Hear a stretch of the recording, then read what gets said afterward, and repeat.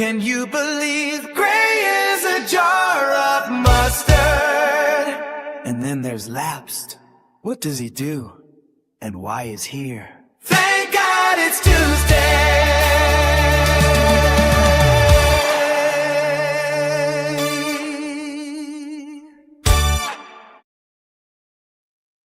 Oh yeah, it's not Tuesday, but it feels like a Tuesday on a Friday.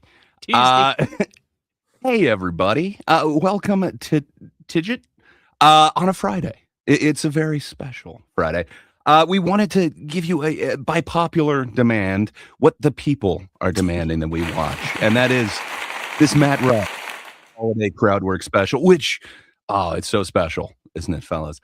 But yeah, so we'll get into that based off of what Charles's audience requested that he sees, and what Laps just brought to us that we must absolutely watch. So, who are we to argue with this?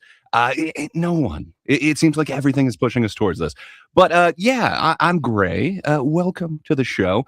To my right, we have, the professional comedian amongst us. We have Charles joining us from his channel, Willis Greedia, YouTube at Willis Greedia. How's it going, Charles? If I just wait another 4 days, I can have the calendar be a completely dry 2025. But thanks to this special that I endured, I have this little airplane-sized Baileys that I'm going to put into my coffee and just ruin the idea of being alcohol-free for 2025. That's what this man did to me. I hope you're all happy. I've watched it twice. The second time booze was required. I'm enjoying a lovely White Russian now, and it's helping cope with this. What can I say? It's taking off the sting. I enjoy it. But good on you, man. I don't know if I've got a full calendar year without drinking. At some point, it's medication and things like that have intervened, so don't give me too much credit. Well, fair enough. But now is the time for you to give credit, sir. So the audience gets to know you. And again, by kind of popular request, they want to know a little bit more about your feelings towards comedy. So, Charles, I'm going to ask you to blindly rank, without knowing what's coming next, Oh, no. the following types of comedy. So all you have to do, just a simple 1 through 5, 1 being the best, 5 being the worst, blindly rank these types of comedy. The first one. Whoa. Hold. Okay. What is this one? For a second. Let me get my footing. So this is like the TikTok thing where a thing comes up and this may be the thing. Who knows? 5 is the lowest, 1 is the highest. Indeed. Okay. All right. So I'm ready. Go ahead. All right, Charles. Blindly rank, without knowing what's coming next, the following types of comedy. Number 1, crowd work. Where do you put that? 1 through 5. 5. The worst type of comedy ever. Okay, musical comedy. 4. 4. And with that, we're counting like the acapella type comedy. We're also talking like keyboards, guitars, anything like that. Corner here. Still a 4. Okay. What about character comedy? Like the Sarah Squirms thing might be part of that. 3. Or 3. Okay. What about wordplay? Where would you put wordplay comedy? Like punny comedy? Yeah, puns could be part of it. Entendres, double or single. So Stephen Wright could be considered. Yeah. I mean, could be. I think you'd go a little bit more like Gallagher when he's not doing the sledge-o-matic. It's kind of more wordplay. If I put this at 2 and then you have like puppets, and that'll be my number 1, I will hate life. I want to have puppets on the list. I'll say 2. 2. Okay. Leaving 1, your favorite type of comedy. Insult comedy. That actually doesn't seem so bad. I mean, are you a fan of insult comedy? I think nowadays it gets more of the roast label, but yeah, hey, it's all the rage. Thanks to you, I've been watching it. Actually, thanks to your suggestion and the algorithm just taking things and running with it, I've been taking in a lot more Kill Tony. And both my wife and I have evolved our emotions over this week or so. I still don't understand it, but I have a certain appreciation for it.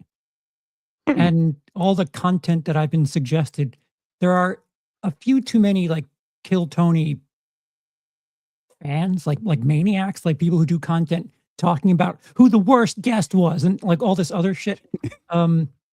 I wish Muppetry was number one. I'm just saying, Maybe happy. maybe there's a couple episodes that we have planned. We've talked about them in the past. Would we fit into this category? Is there Only a time different will one tell. for laps though? Is there 5 new categories? Yes.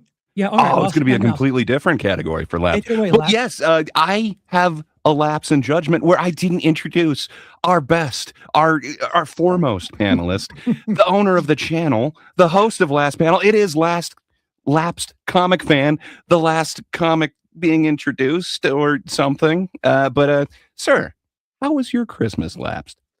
Christmas was fine. Christmas was fine. Okay. It was a good Oh, time. good times. Well, I'm glad we were finally able to get together. This was supposed to be a pre-Christmas super festive show, but Yeah. unfortunately, both Charles and I failed to get all festive for you. So I'm sorry, man. Thank you for still waving that banner for Listen, all. we're regifting this. This is I don't know. Was it White Elephant where you give a gift that you already got? And what is that shit where Yeah. you like give a gift to someone else? Like the Matt Rife experience. The fact that we're giving this to you after Christmas, like, is an extra It's a present in gift to all. itself. Hey, it's Boxing Day, man. It still counts. But lapsed, sir. I know you're a fan of comedy, and we've gotten a few comments asking us to go a little bit further into our likes and dislikes of comedy. So I thought, why not have you rank blindly without knowing who's coming next? Okay. Some legendary comedians. I'll come Hey, next. what do you say, Lapsed? You want to blindly rank some legendary comedians for me? Yes. Oh, why couldn't I get that? Okay. You might. Who knows? Oh, The night is young. All right. But okay, Lapsed. First comedian. Blindly rank him 1 through 5, 1 being the best, 5 being the worst. Okay. Gallagher. Hmm. Sledge-o-matic, wordplay. You know, he I'm- fits in 2 different things. Okay, I'll say 4 because there might be someone 4. worse. I'm not a Gallagher fan. Okay. Just say that. And I have seen full Gallagher tapes. I have seen them. So I do know like he does other stuff besides the Sledge-o-matic, and that's usually like the last 30 minutes of the show. While he's setting Yeah. up everything is when he's telling the jokes. So okay. I'm a fan of his work. Okay, comedian number 2, Bobcat Goldthwait. You know, Zed from Police Academy movies. He opened for Nirvana. I just remember him in One Crazy Summer as with his nocturnal twin brother, the Stork Twins.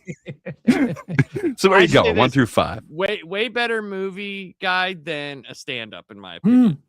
But he had the voice, man. He the did have the voice. voice. Oh, fuck, man. gimmicky. 5. Uh-oh. 5. Ooh. Painted. Okay, Carrot Top. Where are you going to put Carrot Top, man? 6. Scott Thompson? Why are you giving me such shit? I didn't think I was giving you shit. It's your choice. So where does Carrot Top rank for you? 1, 2, or 3? 3. Okay. The Dice Man, Andrew Dice Clay. Where does he cometh in your 2. list? 2. 2. Okay. I'm not a And Dice then fan. your number 1, Joe Rogan. Fuck! This is the worst list of all time. They're legendary comedians, Laps. Come on. This is you did this on purpose. Yeah, someone did. See, he did. He admits it. Ooh, Damn it. there's no winning with that list. There could have been. Yeah. You gave me one legendary comedian. I love me some Bobcat Goldthwait, man. His movies are awesome. What can I say? And his stand-up's pretty fun. He's got a fire truck joke that made me chuckle quite a bit. Now I will say this: if I were to know them first, it would be Dice number 1, Bobcat Goldthwait number 2,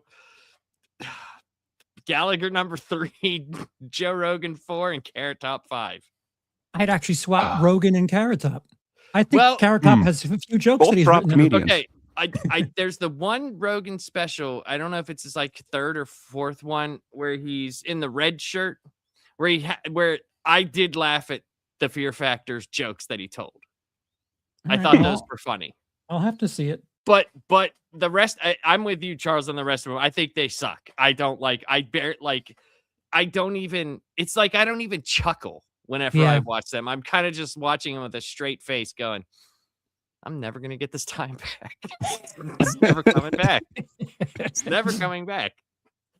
Yeah, he's a great podcast host. Like he's a great dude for the art of comedy, the things that he's done as far as setting up camp in Austin and creating this whole other location for people to flock to. Right. He's quite an enthusiast for comedy, the whole Carlos Mencia thing. Awesome. But I don't know if I would put him on any Mount Rushmore for performers. Right. He's definitely a champion of comedy. Yes. But not a champion of being a comedian. Right. Yeah. I 100% agree with you on that. I do. He's not on the team. He is a good manager for the team, or I don't know. Guy who drives a bus. Well, it's been an interesting few days. So a ton of specials have kind of dropped over the last few days. Yeah. I don't know if you guys have noticed it, but there's a Chappelle one. There was a Tom Segura one. Jimmy Carr just released a YouTube crowdwork special. And then from what I hear, Gervais is dropping one like on New Year's Eve. So, his is on New Year's Eve. It's been kind of a stacked one. And then, there was a couple of other ones that I kind of found really amazing. So, it's a huge time for comedy, as it were. Adam, I'm sorry. Can you highlight Adam's? So Adam says 1 George Carlin, 2 Robin Williams, 3 Richard Pryor, 4 Bill Burr, 5 Dennis Leary. Yeah, your personal list. You know, I would go with his list over Lapsed. That's all I'm saying. You mean out of the stuff you gave? I'm just saying his legends. They speak to me a little bit more. I didn't get to pick the legends. You picked. You're all over. You know what? I give up. My list sucks.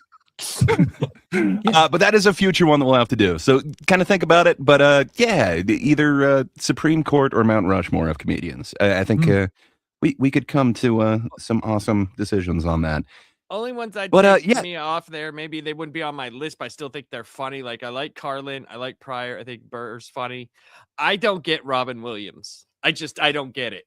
Yeah, I don't get it. And that's it's awesome. But here's the thing: I've literally been in a room. Remember when he did his last special? It was like on HBO or something like that, in like 2003, 4, 5, something like that. In New York City.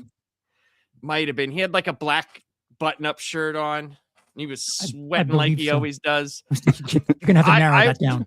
So I was in a room with like 2009. Okay, Adam said 2009.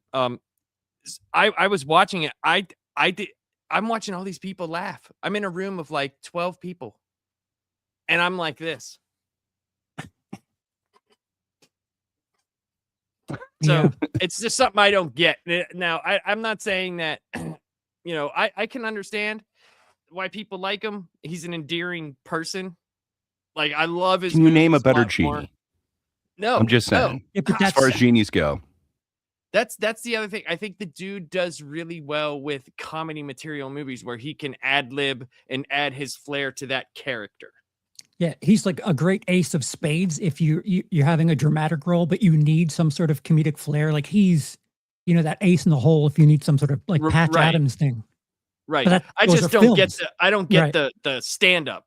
And I'm not saying like it's bad. It's just something that I just never got. I just never got it. So he's charismatic, but his 100%. Yes, charismatic. Material is a little bought.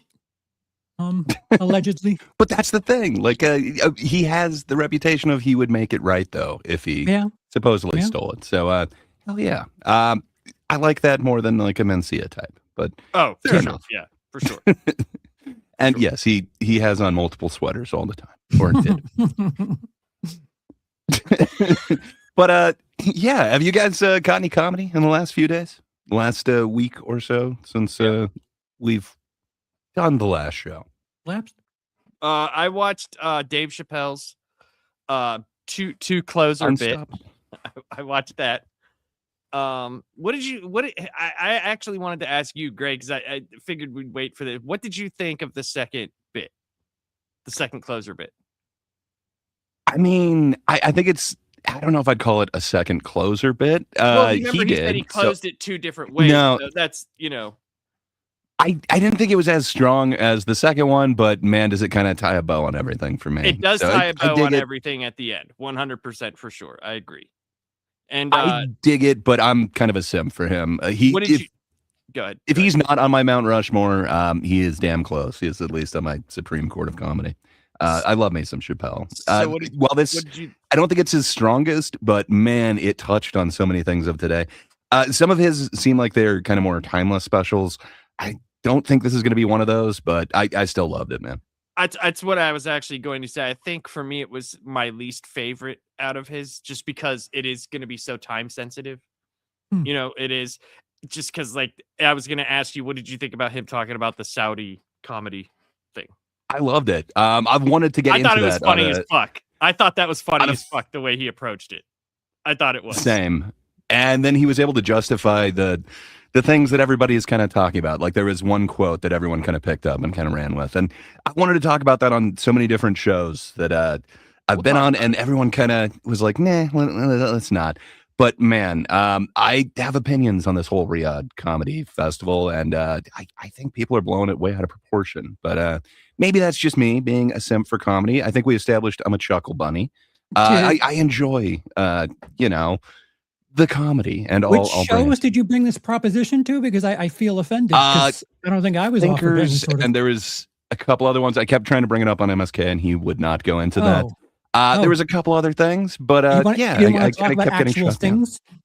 Yeah, there's that. Yeah, MSK doesn't want to talk about actual topics. He probably couldn't turn that into like some sort of, checklist of joke that he likes his brand of humor, if you will.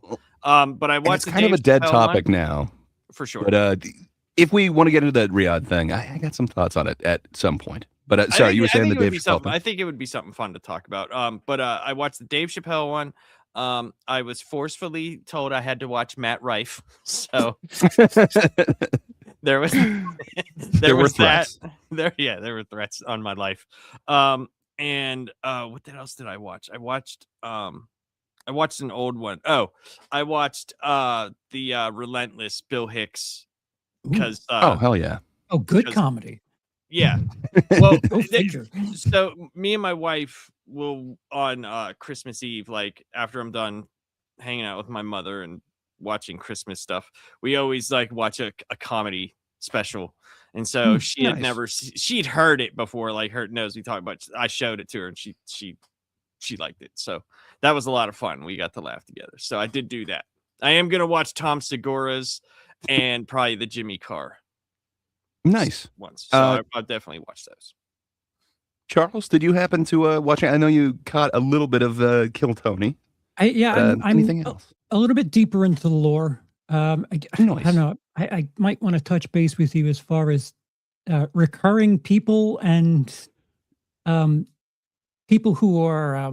I fell into this rabbit hole of like clickbait content, algorithm shit. Oh no! Where it was like top 5, comedy guests, not the people that did a minute, but the people that were on the panel. And like Whitney Cummings is one of the worst apparently, and someone else that got into it with asked the guy with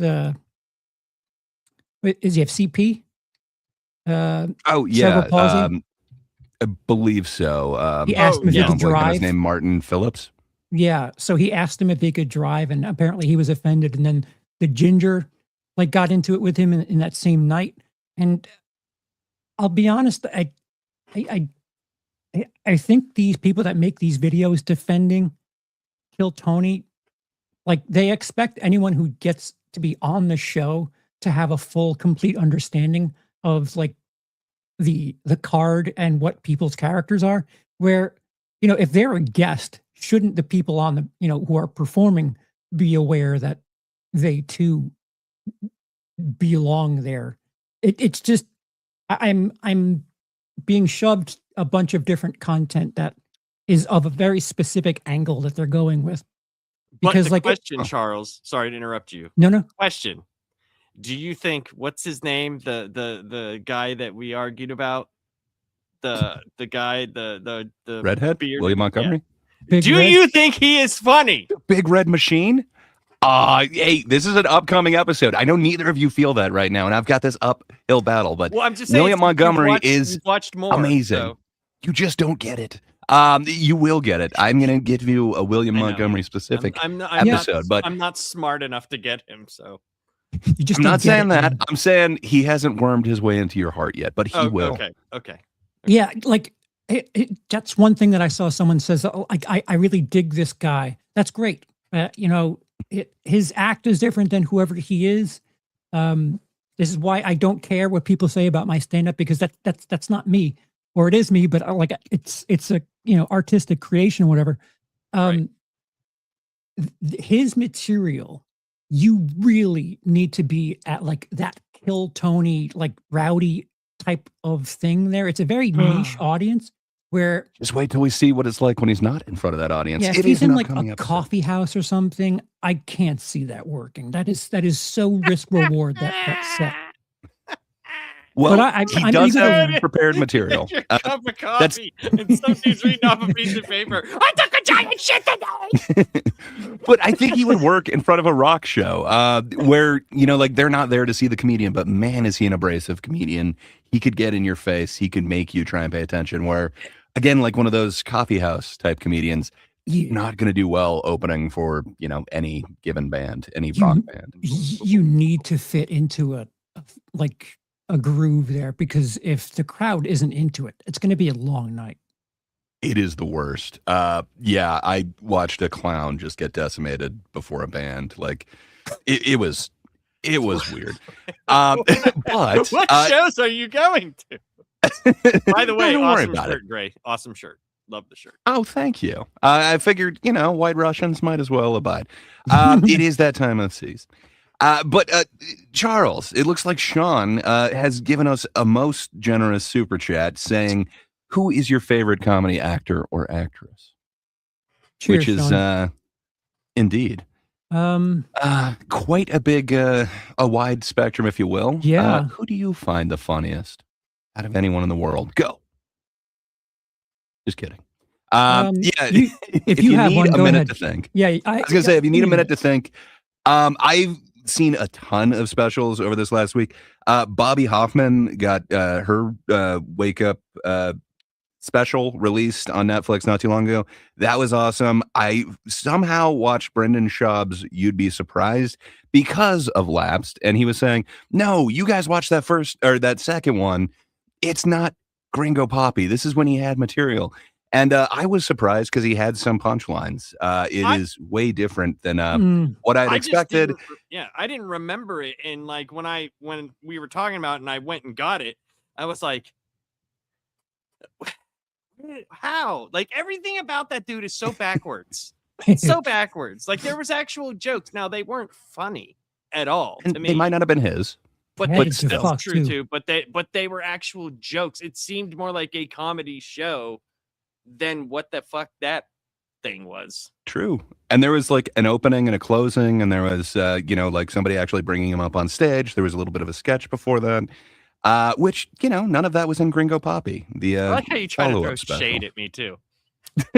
Always, constantly.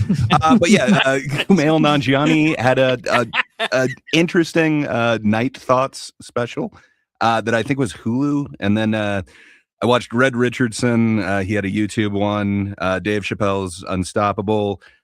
Greg Simon had a This Isn't Good was the name of his special. That was kind of interesting. Tom Segura released Teacher, I think, like 2 days ago, and then I swear there was one. Oh yeah, Isaac Butterfield also had a YouTube special that released in the last couple days. So yeah, man, it's helped me, you know, decompress from dealing with family. Yay, comedy. But Charles, I spent some time. Who do you think your favorite comedic actor is? Would you go Robin Williams as well? No, I think it would be Ben Stiller. Believe it or not. Stiller. Okay. Stiller. Yeah. As an actor and as a director, like I can't think of anything. Like Cable Guy is slept on. Granted, he's not really in that like at all. Like he's the twins on trial in Cable Guy. Tropic Thunder, I think, could be the funniest thing of the 21st century. And that was, not explicitly because of him. Robert Downey Bob. Jr. stole that show. Bob? Indeed. Robert Downey Jr. is way up there. Yeah, there's so many actors that can kind of take on that comedic bit as well. Last, what would be your favorite comedic actor? Before I get to that, Or Bob actress. Loves Movies says, "Good evening, gentlemen. Just dropping by to say that I hope you had a Merry Christmas and have a Happy New Year." Hey, Bob. Hope you're doing well, man. Hope your family, everything was great for you on this awesome Indeed. holiday. Me,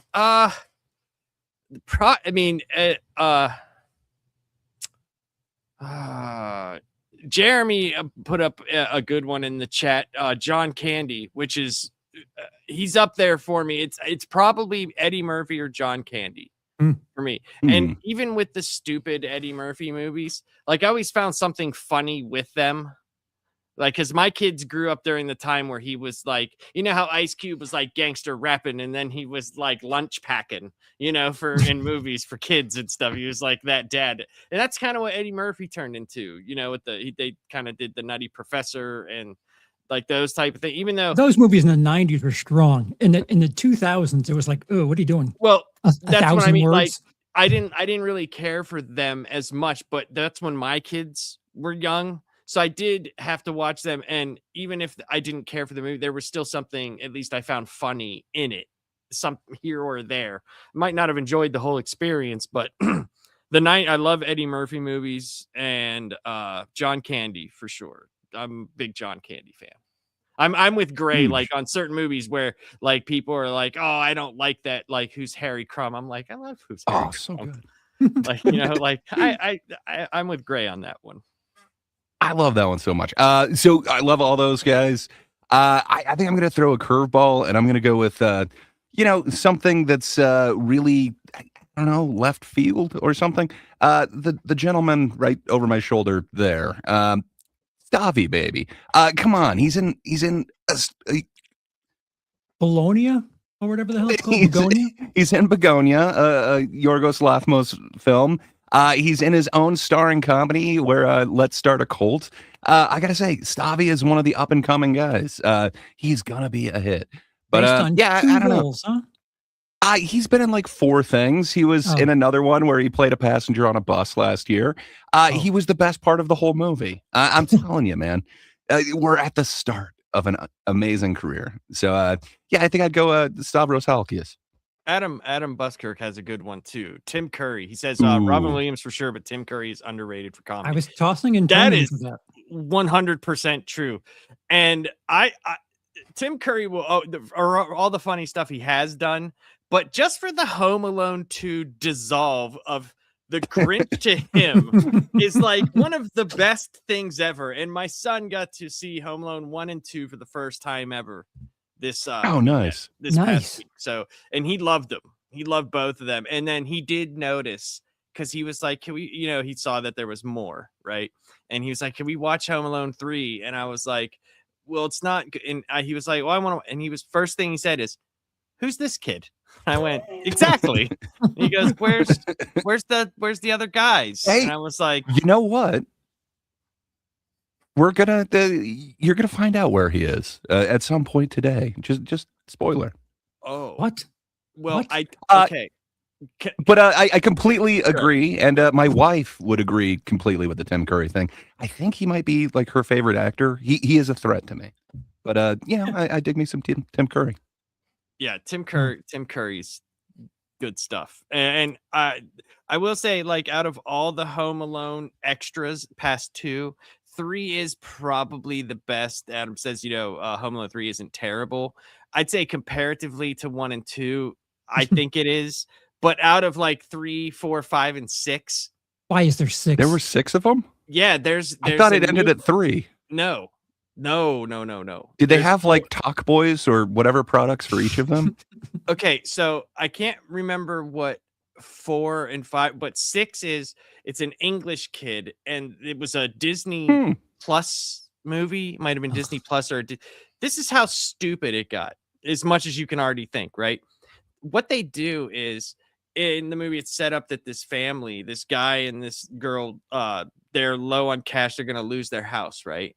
And their friend or someone comes over. I can't remember how exactly it goes, but they think that the little kid steals a doll, and it's this doll that like has this messed up head. It's like an upside down face, kind of like the kid from Family Guy, right? And they find out online that they can sell it. It's like going for like $200,000. Well, they can't go back, so they got to go. They were going to break into the house and get the doll back, right? But it's done in a way that the kid misinterprets, so Home Alone ensues. But the whole time you're like literally feeling bad for these people because they're gonna lose their house, they're gonna lose their Christmas. They're gonna like you're literally rooting for the people to not like get hurt. It's like just give them the damn doll, and then when you find out, oh, he didn't take the doll, it was someone else, and you're just like, Jesus Christ. Yeah, Lilia Forever, Home Alone. So Adam brings up that 4 and 5 have French Stewart playing Marv. Wait, so the Wet Bandits are throughout all of them? Oh, so French Stewart, huge he deserved so much more. I think he's an underestimated actor. He was in some really amazing films that I absolutely love and that nobody has ever heard of. You spoke for Stavi, so go ahead, take your actor with his 2 roles and just spit upon French Stewart like you did. It's fine. I think Love Stinks is great. Of all time. Of all time? Well, I'm just saying, French Stewart was in this amazing movie with it's so good, man. I like French Stewart. I think he does good as underappreciated that character.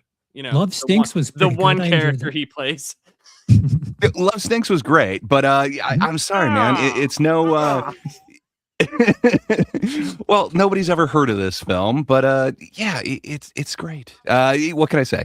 It's got Matthew McConaughey in it. It's got Ben Affleck in it. It's got a very young.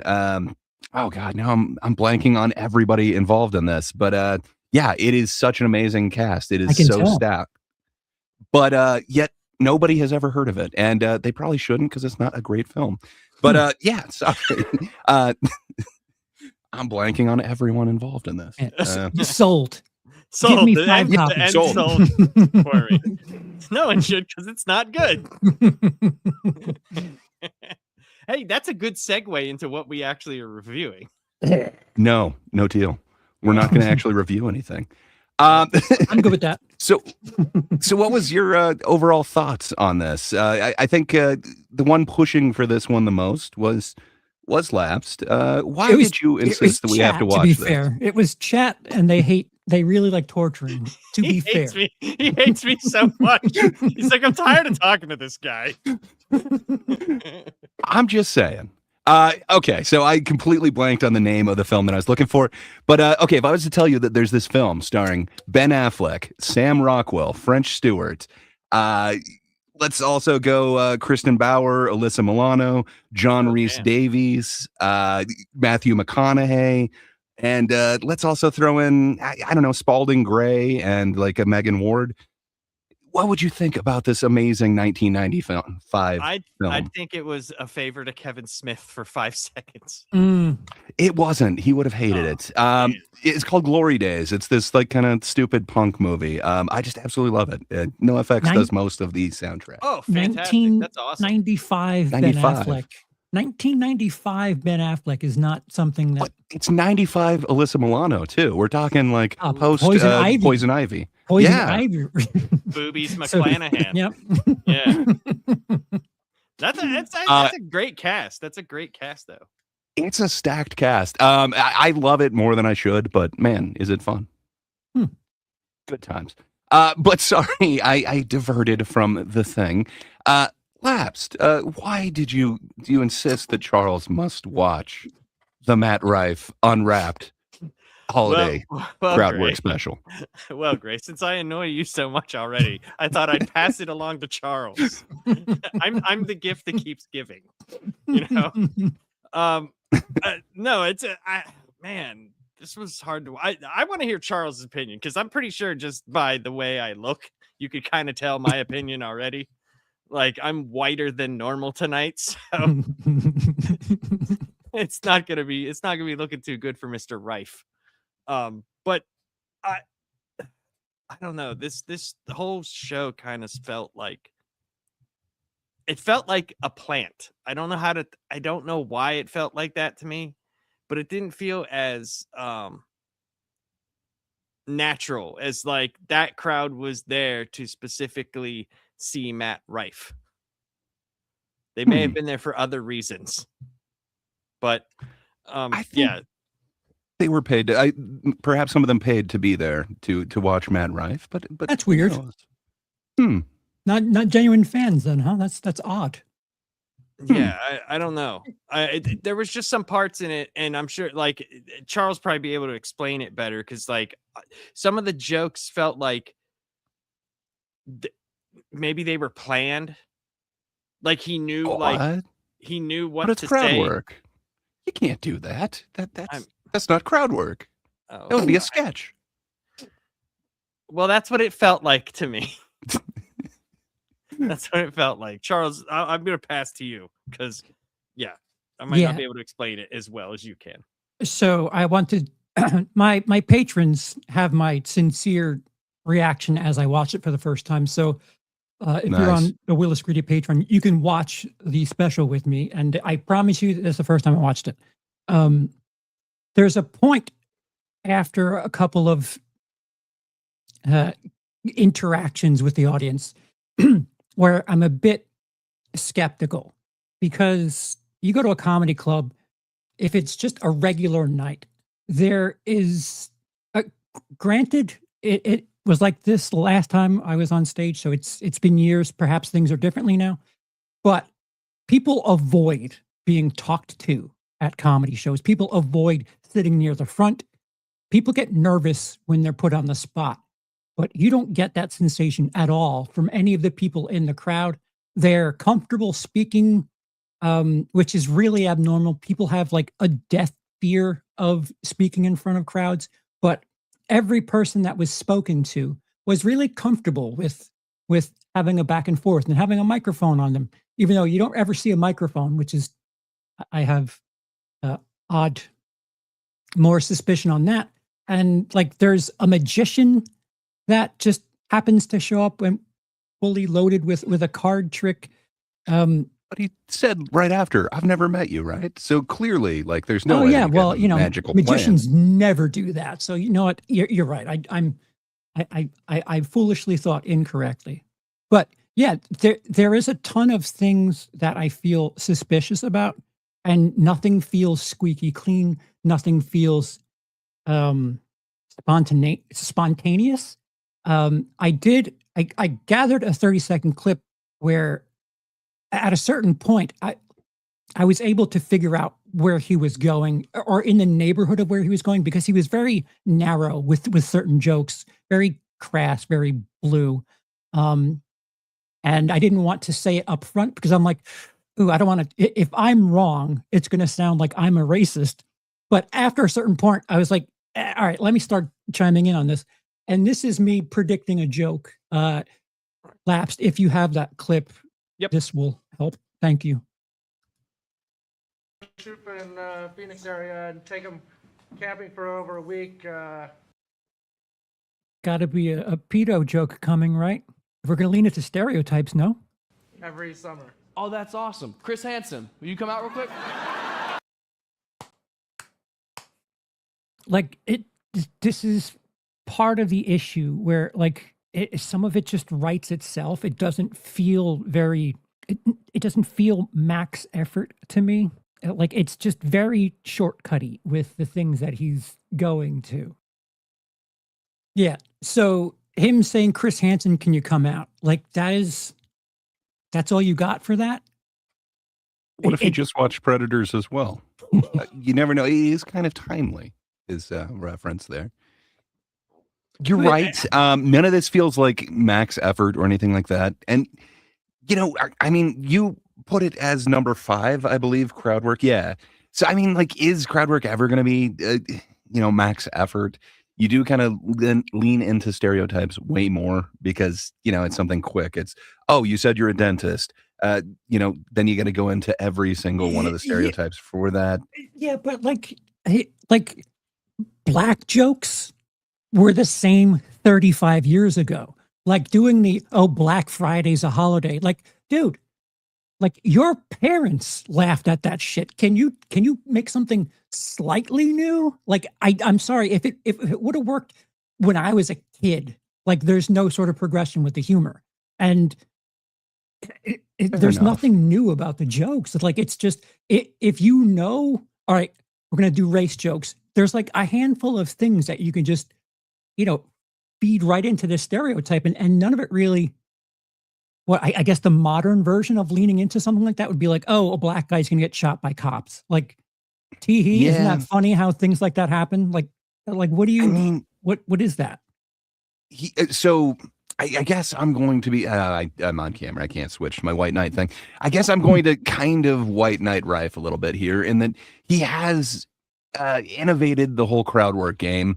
In that, so Laps was talking previous to this. One of the only things that you'd seen was his Red Flags crowd Mhm. work special, where so I have a little video that we can look at. That I'm kind of Tarantinoing our way through this special in a fun way. But yeah, he kind of Let me know when the reinvented fun crowd work. starts.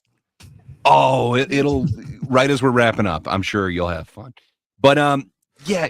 So what he did with crowd work is he kind of gets the audience super involved so that they want to come out. So Charles, as a comedian, how would you kind of tackle social media? Would you want to burn a bunch of your actual material Oh, on it, or would you want to kind of get these funny interactions with the crowd, like you see someone with a funny hat, so you kind of zing them on the hat or something like that? Now you're not yeah. burning your own material, but you can kind of put this funny interaction. I guess he's saying that that's the way that crowd work kind of started for him. And then he kind of had this thing where he was going into red flags, and then it became the entire audience wanted to bring red flags, and then they would start shouting over his prepared material to give him their red flags so that he would do the crowd work on them. It kind of That became this double-edged sword. So then he made this big deal about it, like, okay, we are doing that crowd work special, bring your red flags.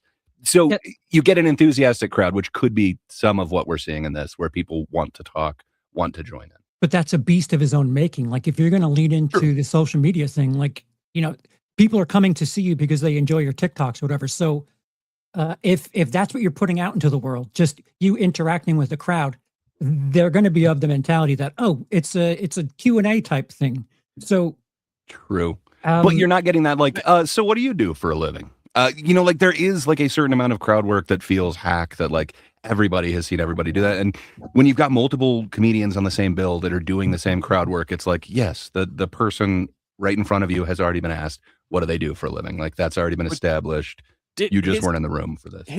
his red flag though special felt completely different than this. I didn't feel that 100%. that one felt as worked, like side Hmm. jobbed as this one does. This one feels like these people, like this was done beforehand. Like he knew what was going on here. mm, Where I'm not saying all of the red flag one did, but if you, like you said, like he goes out on social media, does this so fans come there specifically for that. Like they knew, like they took that over, right? So this felt a little bit different to me, at least whenever I watched him, because I didn't know that. Like what you just told me, like I had no idea about that, but it makes sense now that I think back in my head, seeing all the YouTube clips or Facebook clips. There was a lot on Facebook. That's where I saw a lot of those clips. That does make So I'm sense. totally not a Rife historian or anything like that. I might have some of the facts wrong. I kind of know his tale from a few interviews that he did, where he kind of explained it. But that So he makes might be sense, though. bullshitting, saying That makes this sense. is the only reason why I do it, but I'm not sure, because he always says like it's maybe like 10% of his act is the crowd work thing, and I actually saw a dude maybe like a month and a half ago now, Jimmy Carr, when he comes through. I happened to see him at this awesome. It's above a club but below a stadium. I don't know what you'd call that, but anyway, it a was great. theater I venue. guess that would be a theater show. Yeah, sure. Yeah. So I saw him in the theater thing, and part of it is beforehand, as everyone's coming in and taking their seats, he has on the screen his phone number, and it's, hey, text me any heckles to this. And then he has a set part of his show where he's like, all right, let's read those heckles, and if anybody has one, start heckling me now. It is kind of a way to do crowd work, and I think Jimmy Carr has his own version of it. And then he was able to just take all of that stuff that he did over this tour and combine that all into this crowd work special that he just released, I think 2 days ago. And That again, kind of works to me. it But feels like you can't. Again, I'm I'm just not in touch, so I could be completely wrong.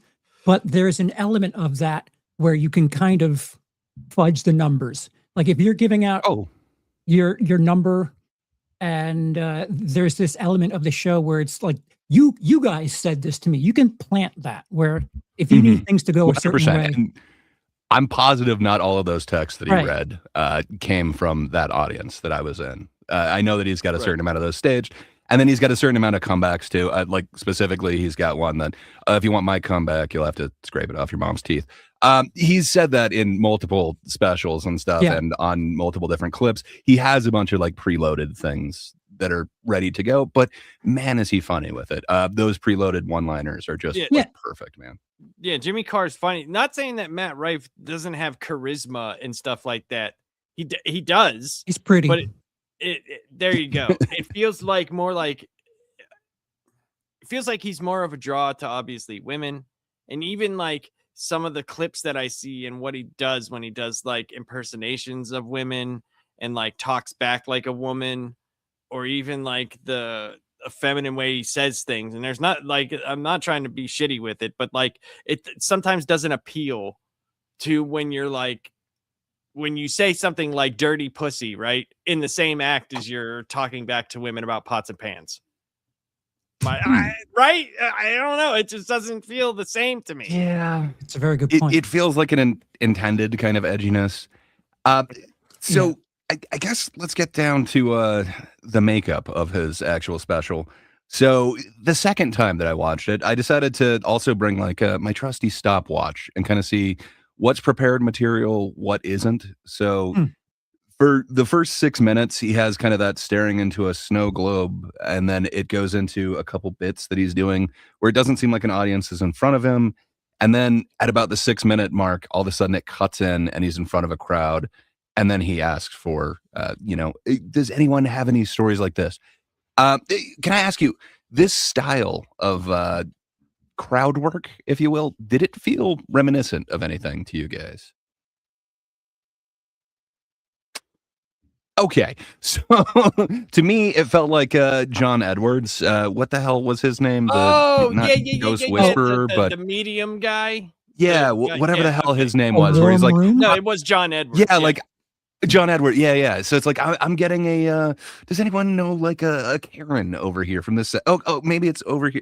And it just felt like he was doing that with a bunch of these premises. Like, So- okay, has anyone ever received a bad gift? Has anyone ever had like a bad time on the holidays? So fill that in for people who don't know who John Edwards is. He's a crossing over. That's what it was yeah. called. Crossing over. Thank you. Like a mind reader or whatever. Like No, he called himself a medium of some kind. He but- was a medium, and he would like have a Geraldo type set, and he would be like, I'm getting someone's talking to me that a grandmother just recently passed away from cancer, and so it'd be like, my grandma passed away from cancer. Yeah. And then he would go into his, this is what well, this is what I'm getting from them, or the whatever. thing about those are they would interview the people before they sat down, and there'd be a woman backstage who had a microphone that says, oh yeah, so this person has a grandma, M is the first letter, and like that was part of the allure of him, and people genuinely believed it. And I think it's shitty to play into people who are like, looking into Yeah, it's definitely manipulative. healing. Yeah. So yeah, that type of method does feel like it's called a warm read, and Sure. I do think that there's some shared elements between that and what Rife was doing with, like I said earlier, you watch any sort of things where they do crowd work, and just keep track of how often the person in the audience stutters or stammers or like, just has a trouble saying things like, oh, and just keep track of that. And then go watch the Rife crowd work thing again and realize how utterly confident most, if not all of the people in the crowd are. And that's just not the way things happen. People sure. there with their parents, and all four of them are just like, we're going to talk and we're comfortable. And there's a point where like Matt Rife is done with him, but then he keeps talking, and then the father keeps talking. And it's like, I don't know people who would be that comfortable like that. So it does feel it feels plant-ish. It feels like the room could be papered, which is paid for or provided Yeah. free tickets. They could be relatives of Netflix employees. The diversity of the Could also crowd is be very extreme fans too, who perhaps you're right. There could be a bunch of it, but he constantly gets bombarded with a bunch of different red flags or any other type I of I crowd work agree that with he's that. looking to do. I agree. I totally know what you're talking about, Gray. But if you look at this, and I agree with you because I do know that is a thing. The one of my bosses, her name's Adrian. She loves Matt Rife. Like I hear stuff, but those crowds from his other shows compared to this crowd literally looked like Netflix executive checkbox list of Sure. things of people. It's what it looked like. I'm not saying that's a bad thing. I'm not saying that's a bad thing at all. Like I have no I personally, that for me doesn't ruin anything. Yeah, Of having a diverse crowd that just gives you more ample No, it just opportunity makes to it suspicious. but It yeah, doesn't if seem right. authentic. Okay, right. if you watch Dane Cook at his peak, you wouldn't see anyone in the crowd that looks anything older than 30. And that Hmm. there's some sort of familiarity or You're similarity saying here with Matt Matt. Rife has mass appeal. I hear Yeah, what you're that's what I'm saying. saying. I'm saying, people of Mhm. all ages, all sizes, all genders and races all love Matt Rife, which is interesting. The only guy that I thought like had a little bit of trouble was the one guy that was like, "What's your Christmas traditions?" He's like, "My family comes over." Yeah, that Like, was what? You yeah, And then it know, got that into was some weird so territories, but also yeah, an that was a easy little bit. joke. We Yeah, all come at the same time. yeah. Very fast on that. so there are like 3 bits that were kind of planned out that he kind of breaks this up by. So you got the first 6 minutes, which are not crowd work, and then from 6 minutes until 20 minutes, it's crowd work, and then he has a little bit about, and it has an act out. It's about a gift that he gave to his grandfather, and then he brought it for a little bit of prop work to Mm, do his bit for a while. mm. That seems to break it up. I'm not sure if that is where it is, or if he just kind of recorded like 3 or 4 bits that he could then break up the special and kind of put those in. Because if you notice when he's doing like the act outs and stuff, it doesn't show the crowd at the same time. It's not showing people Huh. reacting to him doing this stuff. It just kind of makes me wonder. But then he's able to segue that into what's a good or bad gift that you got? Has anybody ever received a good or bad gift? And it feels like that's a weak way to do crowd work. Like you're essentially sourcing all your material from, hey, did anything good or bad ever happen? Come on, talk about it. Yeah, and Yeah. again, I wouldn't trust an audience to be, the most descriptive and to the point. And they Yeah, were. and So do you think like to our point of it, like Charles said, being papered and stuff, do you think that's a possibility because like of the reaction that they're wanting for it to be funny and get the reaction, the desired reaction of the joke hitting? Because if it doesn't, just say you recorded for 3 days and people were just normal people telling you shitty, stupid things that you really can't riff off of. Because every single I thing don't was riffed very, very fastly, and he already knew what he was going to say. You could tell, like he as it is was pretty happening. quick. I'm not I saying do want he's to give not. him that. I'm not I've saying seen he's not. him as a guest on things that I know from other episodes of it. It doesn't seem like they do stage it or anything like that. He's pretty Okay. quick on his feet. So- And I look for crowd turnover, especially with crowd work things where you're going to Mhm. see if there's like multiple different crowds in the same thing. I didn't notice any of that in this, and I was looking for it. I didn't Did I see miss it, anybody Charles? different. It just felt like some of it might have been like, because the Netflix is producing it, and it like imagine if there was no like good reaction. So maybe this crowd, some of it, like not all of it, some of it might have been staged to get the desired reaction for the desired joke he wanted to tell. For sure. Okay. But I mean, I would say almost any audience. I don't know if you guys have Okay. ever been to a taping, but they do kind of No. fluff the audience quite I've a bit, never and they been to tell a you, taping. we need big reactions here. Come on, guys. This is the best thing you've ever seen. Give it full intensity. I know we do that. Like if we were ever recording something live, we would kind of let the audience in on it. Like, come on, guys, this is the best thing you've ever seen. Help us I've been out. You'll to- be immortalized in a recording forever. Yeah, I've been to screenings where like people, execs from the studio were there, and the audience just like they knew. They didn't have to be told, but they knew to act a little extra. I don't know, extra. Mm. I will give you that Matt Rife is probably sharp. Anyone who's doing this and that much by the age of 30 is they're there for a reason.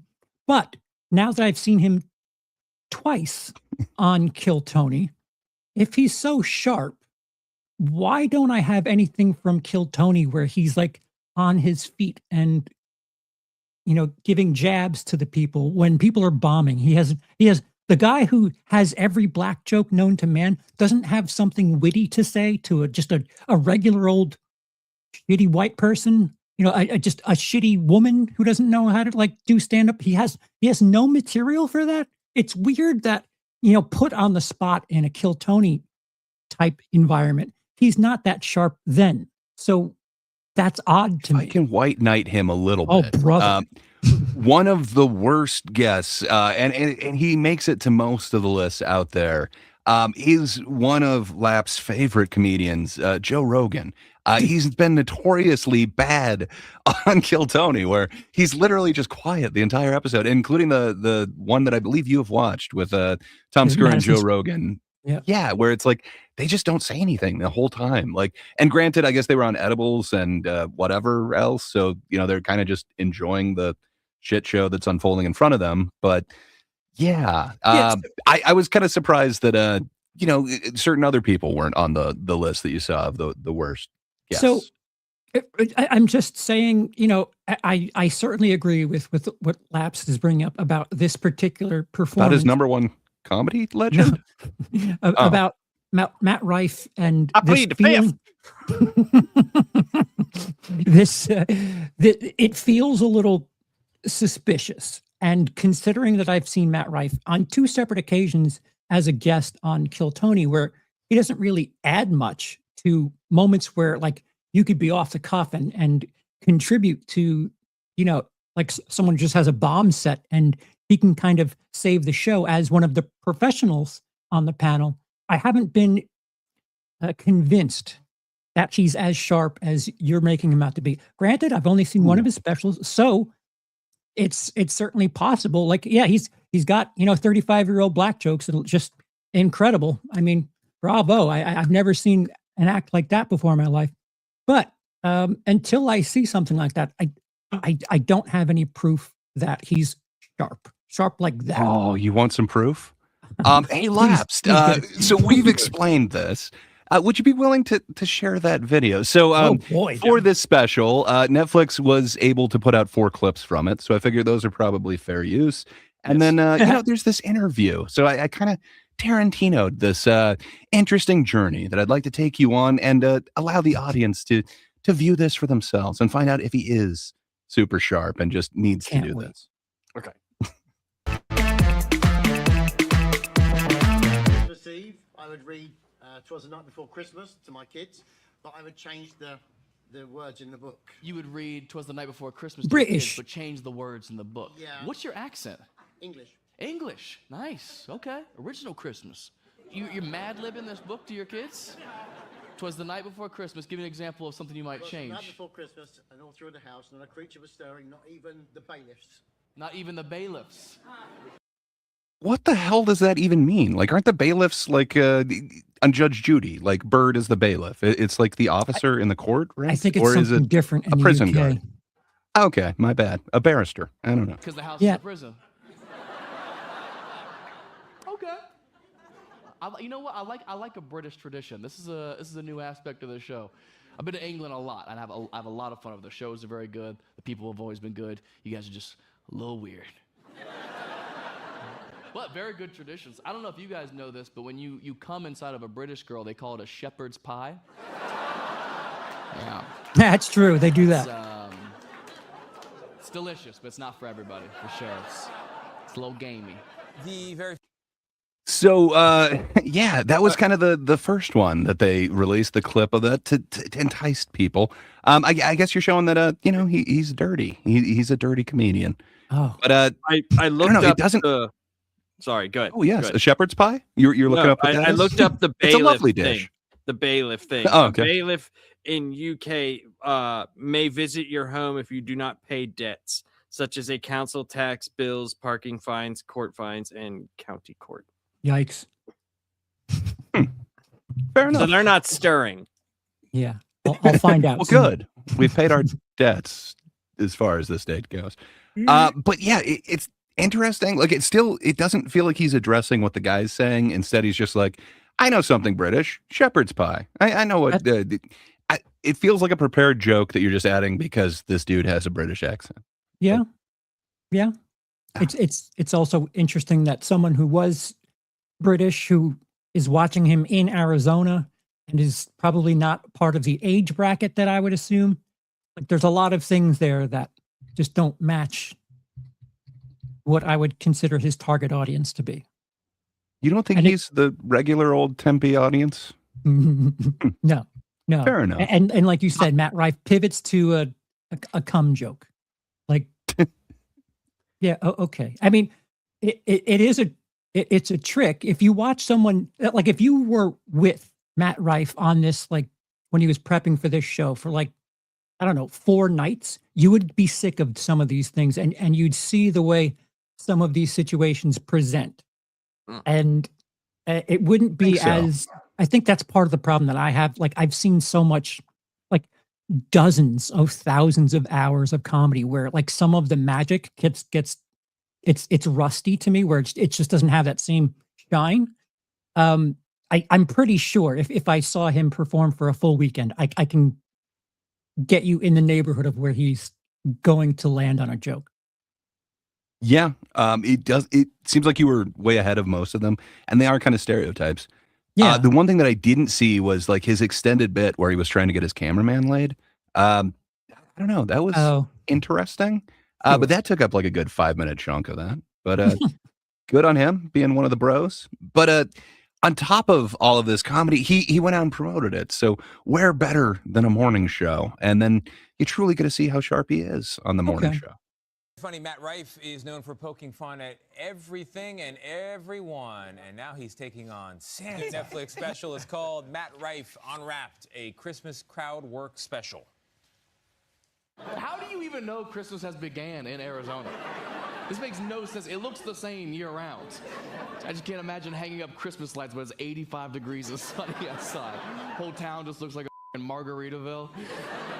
That's just so different from me. I grew up, I'm from Ohio, so like I love a white Christmas, dude.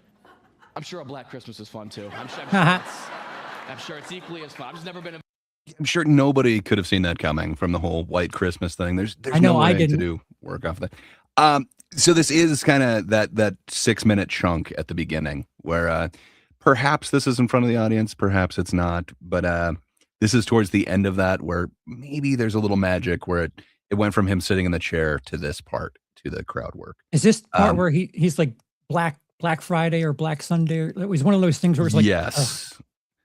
It was such a slow moving target for me. I was like, get there, just fucking get there already. Yeah, white Christmas, black Christmas, black holidays. Then it goes to Christmas money, and then the Kardashian things, and then it goes into a Lamar Odom thing. It feels like it was definitely kind of a rehearsed bit that goes into a bunch of different areas. But yeah, it's all playing off of that term white Christmas. Where else could you go from that? Yellow snow. The special comes on the heels of his record-breaking Stay Golden tour. What the hell? He is keeping the momentum going with 40 new dates worldwide in 2026. Matt Rife, good morning. I love that you guys found the most PG 15 seconds of Yes. the entire We special. looked hard. And it was hard. That special.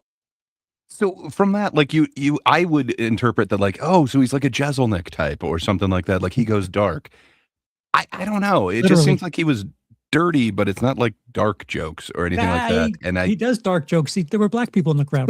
fair enough. He had black in that joke, but I don't know. I think there were other tame parts. That is right at the beginning. I do believe they just found the first 15 seconds that worked for them. But um, I don't know. Do you think the way that he just kind of expressed that, do you think that this whole thing was just way too dirty? You could never get a clip from it?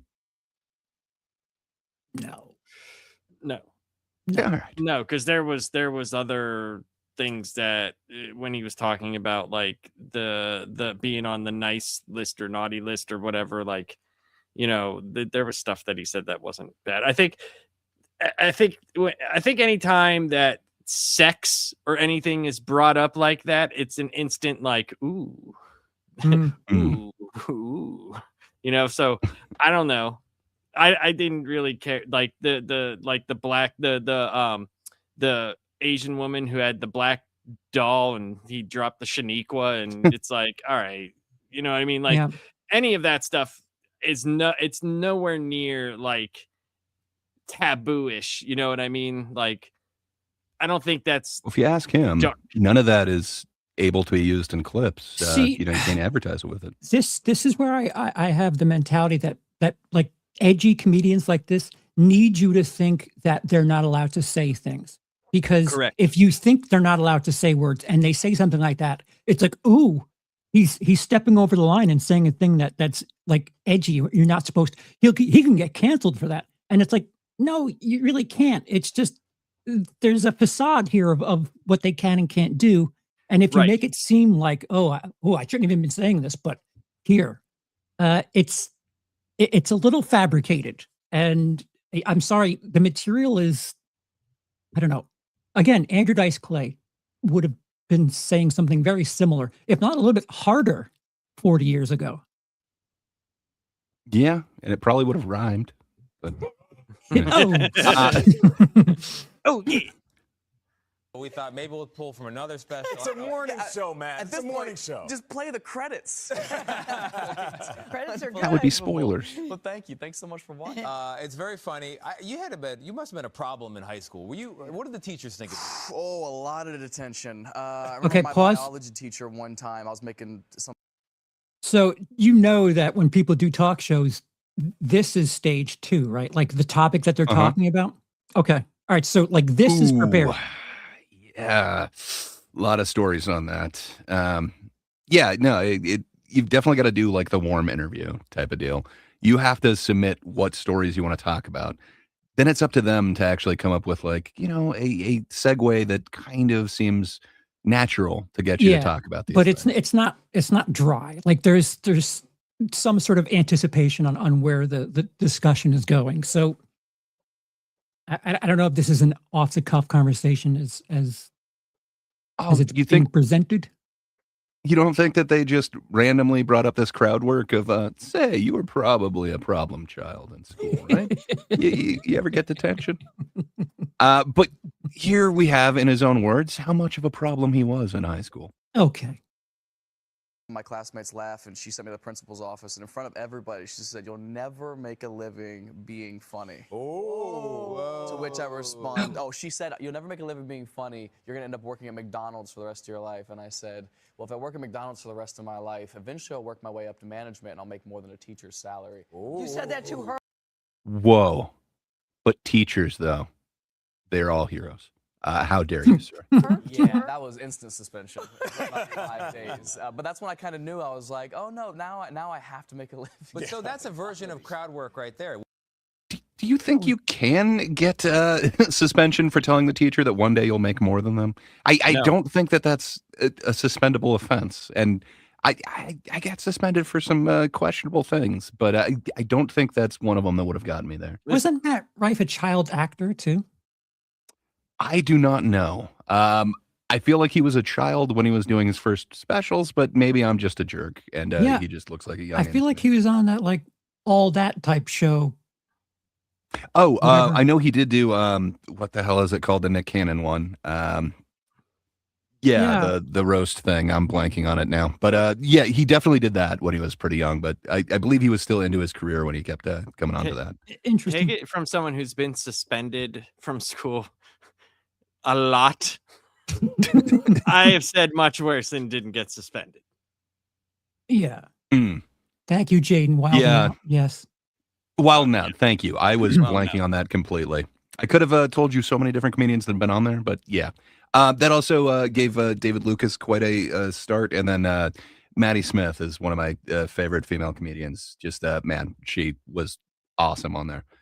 It's fun. I like roast. If you didn't like Kill Tony, you'd probably hate that show, but it's a fun time. Fair enough. If this is your first taste of Matt Rife, he does seem quite full of himself. This might not be the best intro for him, but you know, you'll probably be seeing a lot of him in the near future. Yeah, it's a twisted reality. Which you Set. do I've in the never heard of special, Matt right? Rife Oh. before this. Clicking on the stream seems kind of douchey. Yeah. Yeah, I mean, he's a big deal now, though. yes, huge deal. Mhm. And fair enough. Who amongst us has not been douchey? I know I definitely I suffer from the douchiness. But yeah. But this anchor is saying like, hey, just talking back to your teacher. You know, that is a form of crowd work. Hey Charles, as your least favorite form of comedy, crowd work, you did rank it number 5. I did. Would you consider that crowd work? Telling your teacher one day you will make more than them? No. No. It feels like that's just like, you know, mouthing off, but Yeah. I don't know. Crowd work would be the teacher working on the students. Well, I mean, the student could ask like, hey, what do you do for a living? How long have you been doing that?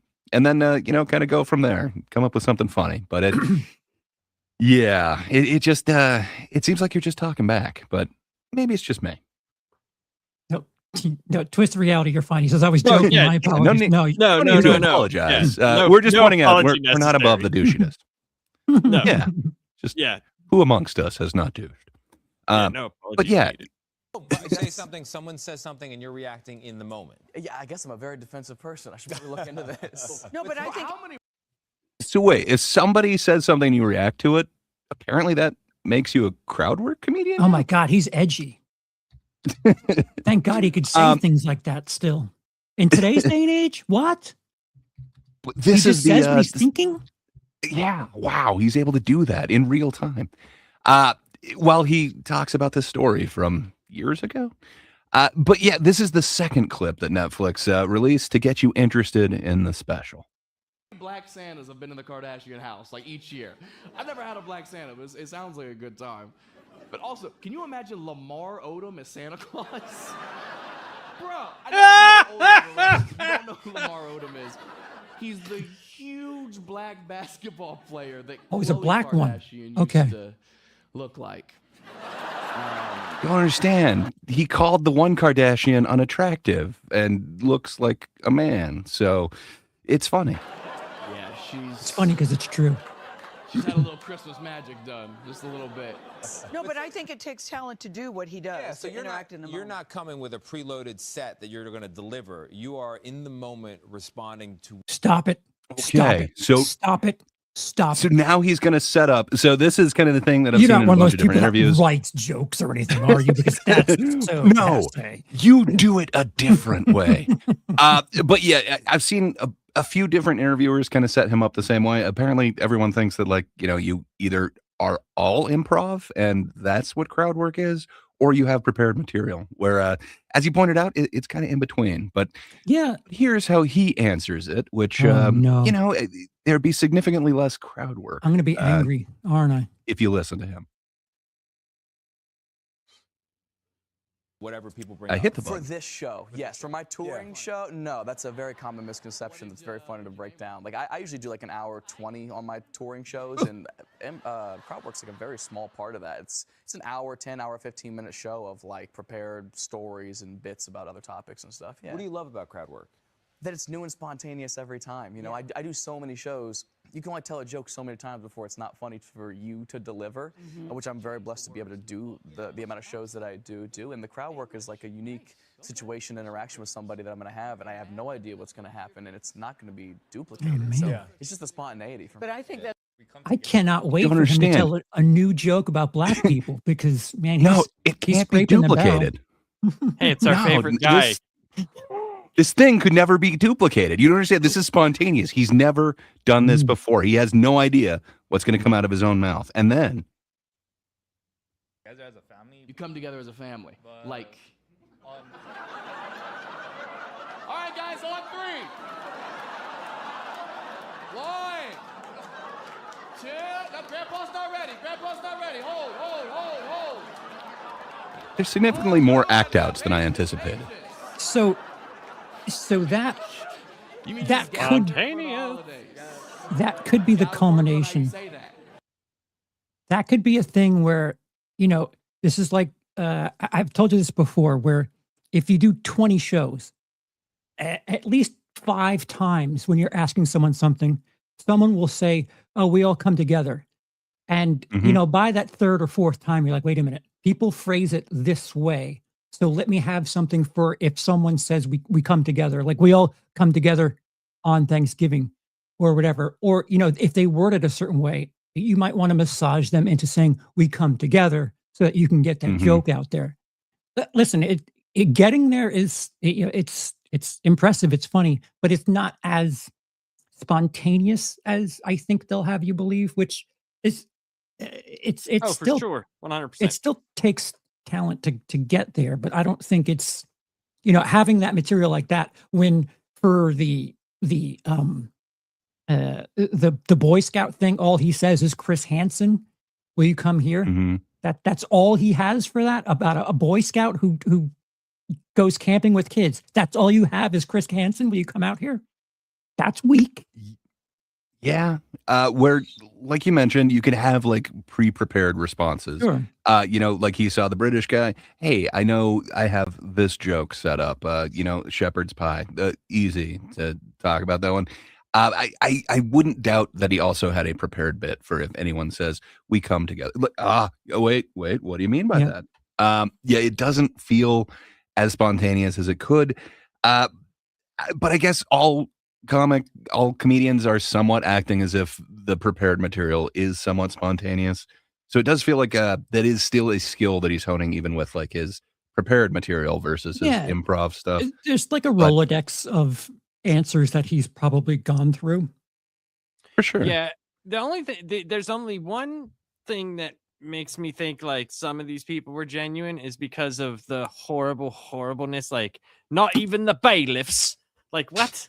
That doesn't sound mean? awfully prepared. It's like, okay, well, that's not great. Okay, you find that clever.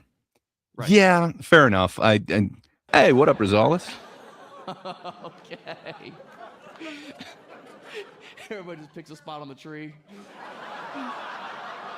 Everybody find a bulb. Okay, so the whole family just comes together for Christmas. Yeah, but it usually breaks out in an argument. Breaks out into an argument. Who caused the biggest fight last year? My grandpa. Your grandpa? Oh, wow. How would I know that? So that does feel like an authentic crowd thing, that whole like, who do you think? So, there is a couple possibilities. Either he actually knows them and he should know who it is. That's why she's saying, who do you think? Or she is one of those clueless people that just, kind of like clueless isn't correct. Like how a child assumes that like every friend of theirs and everything like that. No, you're right. It's kind of, with the I'm not going to clueless give you part. the context. Well, she seems to know who it is, but just assuming that everybody else has the same context as them. Yeah, but it's like the people that steal the packages off the frickin' thing, and then with the paintball, and then they're like, "I'm calling the police." Like it's like, dude, you're stealing. Like you're an idiot. You're clueless. Fair enough. But yeah, he does have kind of a tag on here that does seem somewhat, I don't know, improvised, but perhaps it's all a worked out bit. It's hard to say. What was he upset about? He collapsed. Collapsed? He got taken in an ambulance, but... Yeah, taken in an ambulance? Yeah. You guys waited too long. I held it back and it turned into a hurdy. But I think that's so fun for you, not knowing what's going to happen. I have to confess, a couple times, Tony, I cringed, I winced, then I was laughing. I also then had was that cringing reaction. and wincing So again. can I? That's the exact kind of emotional roller coaster. Real quick. So did they? Yeah. They just like showed like jerking off on Good Morning America. No, that was me. So I've gone ahead and taken these okay. 4 different. Okay. when it switches to vertical, that's unfortunately on me. I grabbed the clips from Netflix as a joke. They released 4 different clips to promote this special. I was figured those really are hoping fair game that on YouTube. that happened. 'Cause that would No, have made the only this- one that they included was that first one. This That is the first one. Okay. Okay. yeah, it wasn't the Black Christmas, but it was the Bailiff. first one that was actually full. Yeah, Bailiff. Thank you. But yeah, Barrister in it. in it. In it. Is that what you want? Because when people cringe and when you sort of like that. True? Yeah, of course. Comedy is meant and built Mission to walk the accomplished, line. then. Like that's the very rare freedom that we get as performers, and I love Oh, that. but I Do thought you ever worry can't about talk crossing anymore. the line? Well, like, and that's the other thing. Like, she's saying that she cringed, right? Which I get. I cringed as well, but I don't think for the same reasons that she's thinking or he's thinking. But this isn't like cringe type of humor. It's not like like Tim Robinson's, like where it's just awkwardness, where it's I don't know. That to me makes me cringe, but I love it. Where this is like, that's really where It's you're going. tired. It's tired. It's hack. Like, yeah, it's edgy for 1984, but what? Hey, no. Don't you dare make fun of 1984. It was a good year. Like, what Some of do these you? jokes were relevant. Yeah, I don't know. Like even at this point, like some of that Austin crowd. All right, what else can you possibly say about trans people that feels relevant at this point? Like, I'm sorry. Once everyone has a joke on it, it becomes, airplane security. Like, yeah, okay, everyone's done something on that. What do you have new to say about this? And Black Christmas, that type of shit. Like, no, you're not breaking any sort of ground here. This is tired. It's lazy. It's hacky. I'm just a fucking Grinch, and I don't know. Again, I've seen thousands of hours of comedy, and when you see a certain thing repeat itself, it's like, okay, you have nothing to add to this. Nothing. You're calling yourself a Grinch, but think about what she has said to him as, I was cringing and then I kind of laughed and then I chuckled and I cringed some more and then I was cringing and I had to like cover my eyes. Cringe. Is that how you want your comedy described? Like, to me, that would be like, and I've totally failed. If you're just like cringing the entire time that you're watching whatever I'm doing, I have failed. That is not what I'm going for. If you ask 25-year-old me that, and I'm trying to put off this, I'm an edgy guy who steps over the line, that's exactly what I want you to say. I used to use that. I was banned in Penn State. I use that as like part of my booking materials. Like, come check out the guy who's not allowed to perform in State College. Like, yeah, at a certain point, again, like if you're trying to present the narrative that, I'm being canceled for things I'm saying. Yeah, you would want to lean into making people cringe.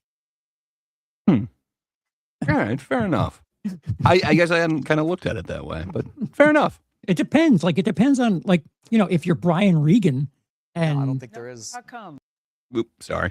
No, if you're Brian Regan and people are like, I cringed, that would be a problem because he's squeaky clean. I think it depends on what you're trying to put out there.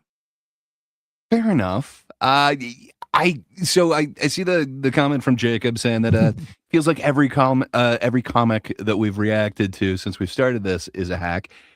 Fair enough. We thought we'd start with the silver hack and then kind of go to his accompaniment, if you will. I hear what you're saying. I want to kind of I want to have Charles experience what is kind of big right now. And part of that is a bit of hackiness.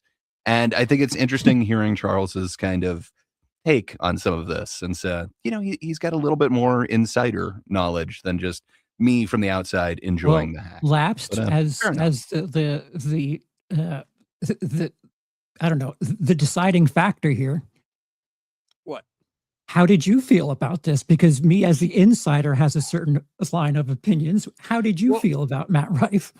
I did not like it at all. Oh, that's weird. Like at all. Like and don't get me wrong. There's going to be time we're going to do bigger and better comedians, but that was the premise that we started, was Charles being a comedian, stopping 5 years ago and left. He left everything, hadn't watched shit, Mm. and getting back into this and what was big right now Mm. as compared And to now what you're he was watching doing. shit. And now this is kind of what it is right now. So when we get to the better stuff, it will obviously, there'll be a difference of opinion. But for me, the problem for me with this is like, I feel kind of, I'm in the same boat as Charles a little bit. Not that I was a comedian, but I had stopped watching comedy for quite some time.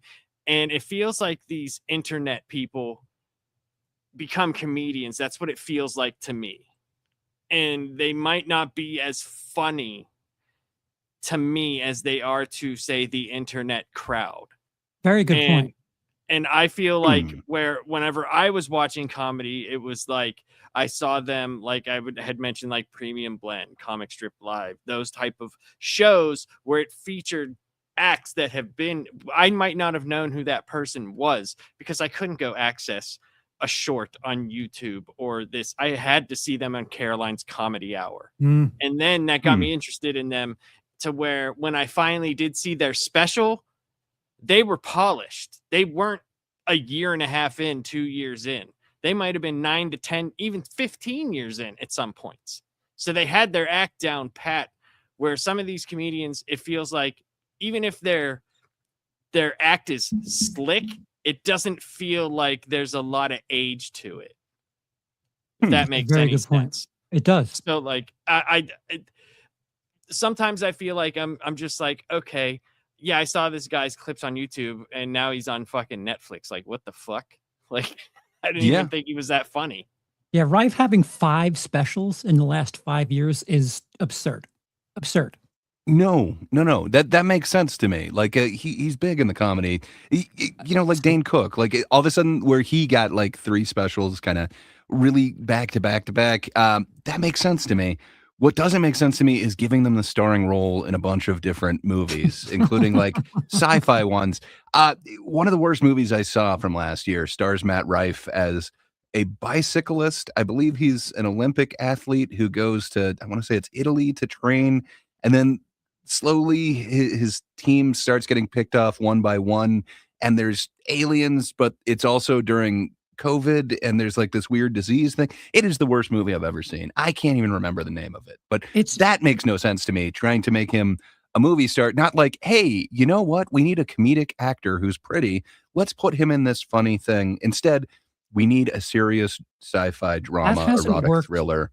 That's the guy. That hasn't worked yet either. Like when Dane Cook was being put into roles in the mid-2000s. Oh, come on. Employee of the Month? It was, that was at least a Good Luck, comedy. Chuck? Wasn't Dennis Rodman and Dane Cook in a movie together? Yeah, Double Take. Yeah. I hate that I know that. I did not take that one in. Maybe I got to go check that one out. Isn't that where they're in the bullfighting arena and they survive the explosion with a Coke machine? Like behind it or something. There's like, there's a scene where the Rodman's like behind a Coke machine and there's like flames and all this shit going around it's it. Before. What's the one, Mr. Brooks or something? I'm just saying, Dane was in an actually good movie with Kevin Costner. And he actually had a really good role in that too. Yeah, he was good in something that came out in 2019 too that just didn't get an audience. But what I'm referencing is, the hot, pretty comedian who's just like a big deal when Hollywood's like, oh, people will go watch this person. And they're traditionally wrong about that because you keep trying to redo the Eddie Murphy thing. And I don't know if that's something that could be replicated like that. Well, I can tell you that that happened to me with Superman 3. I didn't, Prior? when I saw Prior, I didn't know. I was like, so this guy's funny. Oh, wow.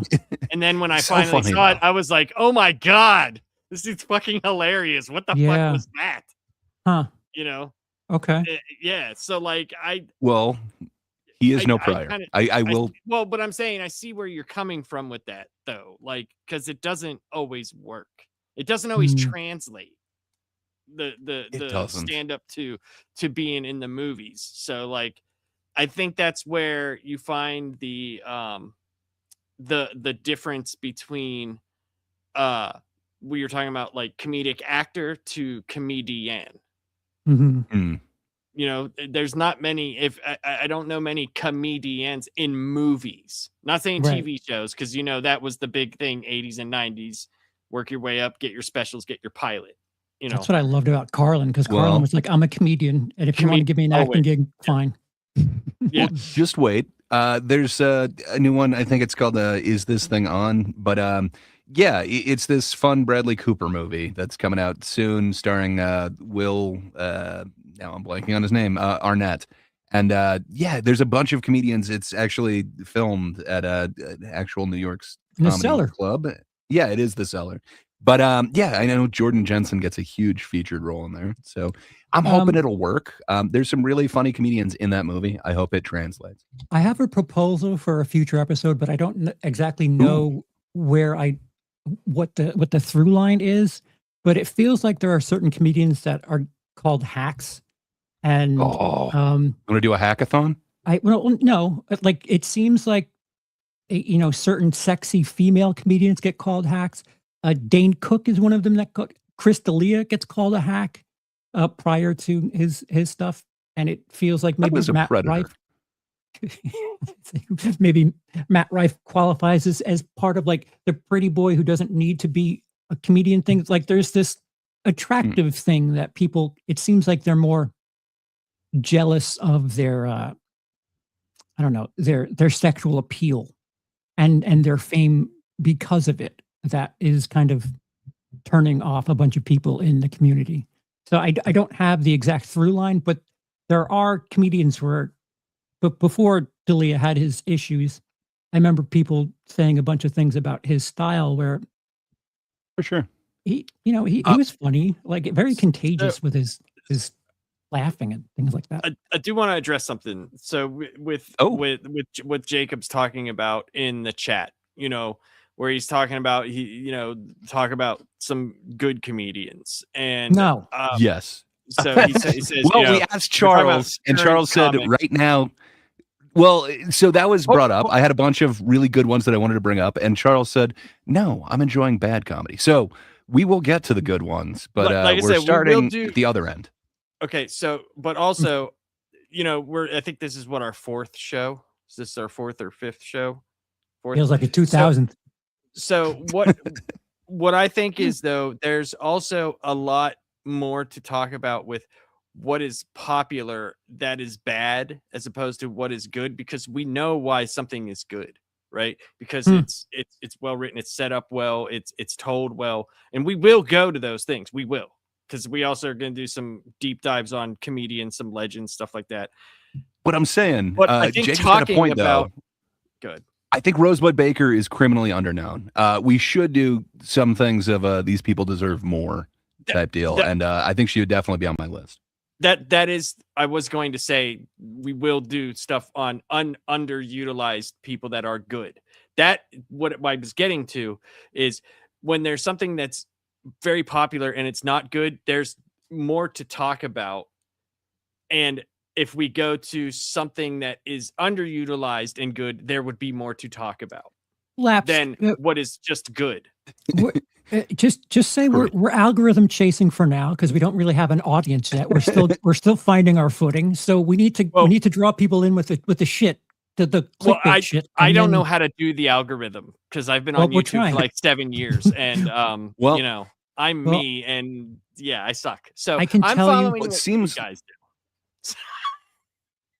Fair enough. Considering sorry, you did go right ahead, Charles. Brendan Schaub, that Gringo Poppy himself. Watching that one stream has destroyed my algorithm. So there's tons of I don't know, material in just talking about Brendan Schaub and how much he doesn't deserve things. And all you need to do is just figure out what people are angry and talking about, and that's one way to get in there.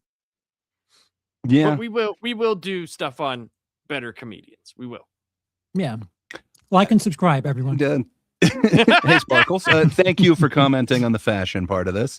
I don't want to mock their fashion choices, seeing as how I am, fashion deficient. But yeah, let's see what they have to say about here. Yeah, you are fashion forward, sir. Always on the cutting edge. The drink in That the is a house, nice buddy. cow. You can't. I'm so there's jealous. No line to cross in comedy. It's a personalized art form, right? Like it doesn't have to be forever. It's never going to be for everybody. You're never going to make 8 billion people laugh at the exact same thing, right? Yeah. I think as long as your intentions are clear and the context of you being a comedian at a comedy show, I don't think there is a line that you can cross. Everyone should be on the same page. We're here to laugh. To laugh. It might not hit every time, but if one person laughs, technically it You did is your job. funny. You did your job.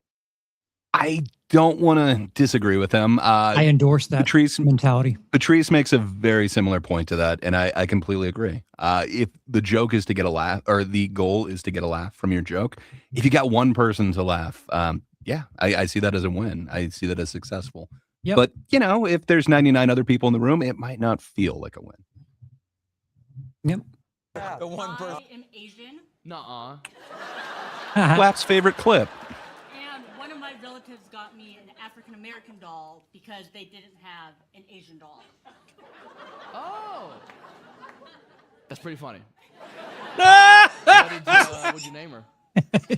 I don't even remember. Yeah, you do. There's just 2 black women in front of you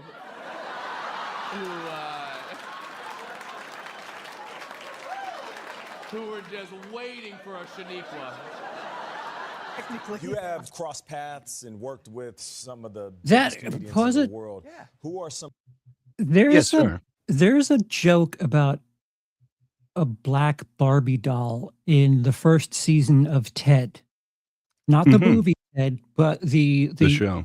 for what was it on Peacock? The He's series. Peacock.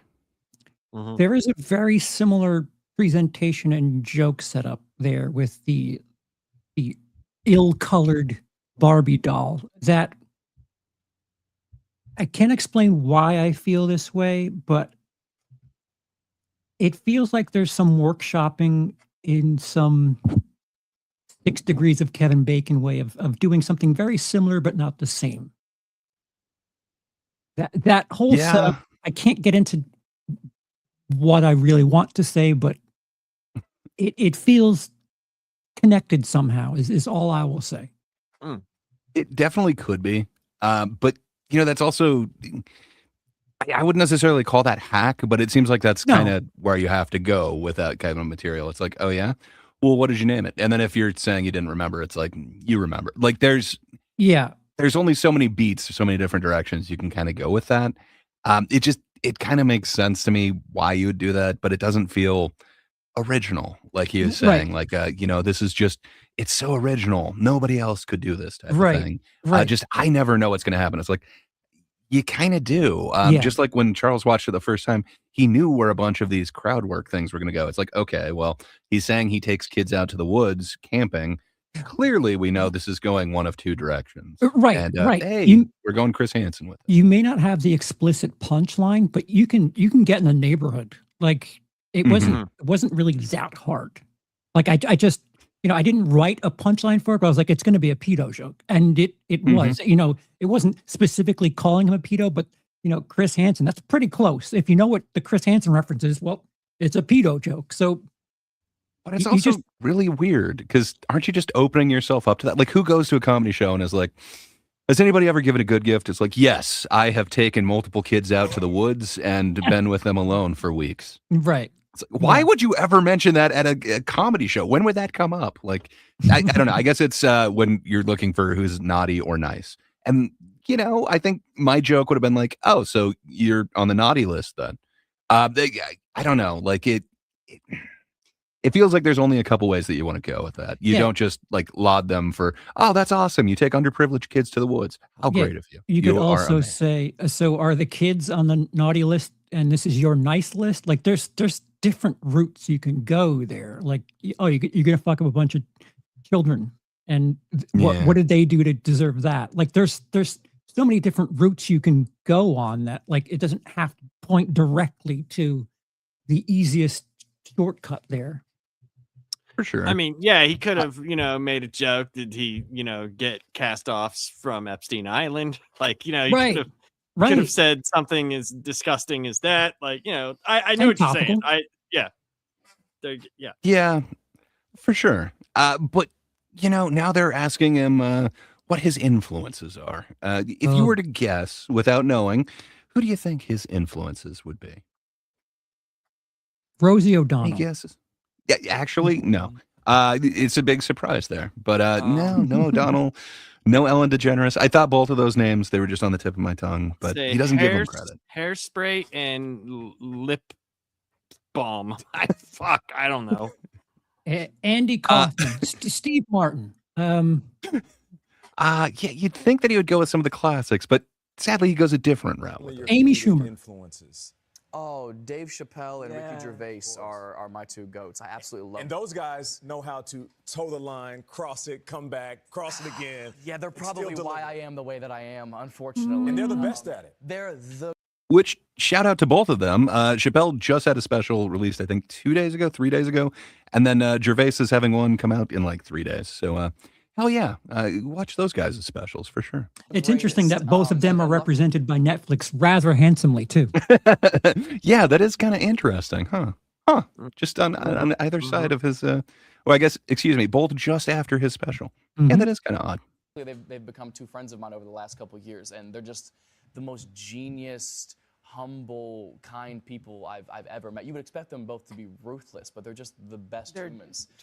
Ricky Gervais also has a new special coming out on Netflix, I believe, New Year's Woof. Eve. So shout out to Ricky. I'm Go excited. watch Woof. I just watched his last one. So comedy happens at night. So this has got to be the earliest you've been up in a long time. Yeah. What? You don't think that transition was authentic? No. I'm Oh yeah, he's got the hilarious in special the coming morning. out. So anyway, comedy takes place at night. I don't know. It doesn't feel like it's a natural transition. So again, that's what Charles was pointing out, that these are pre-cleared interviews. So they do have like different stories that they want you to tell. They have questions ahead of time so that you all know where it's going. Morning television's all fake. By the way, great, Oh, amazing pause job, by the way. Oh, thank you. Oh man, we already have the thumbnail. That could have been it. It All looks great. television, all television is fake, Gray. Any sort of True. interview thing, it's very fake. Some is faker than others, though. Mhm. But fair enough. It's a very, very fake show. He was upstairs eating Chick-fil-A, and I said, "Could I have some of your chicken?" Yeah, that's not the 80s, man. So wait. We went from comedy happens at night to he's upstairs eating Chick-fil-A. What? I can't have cocaine backstage like they used to, right?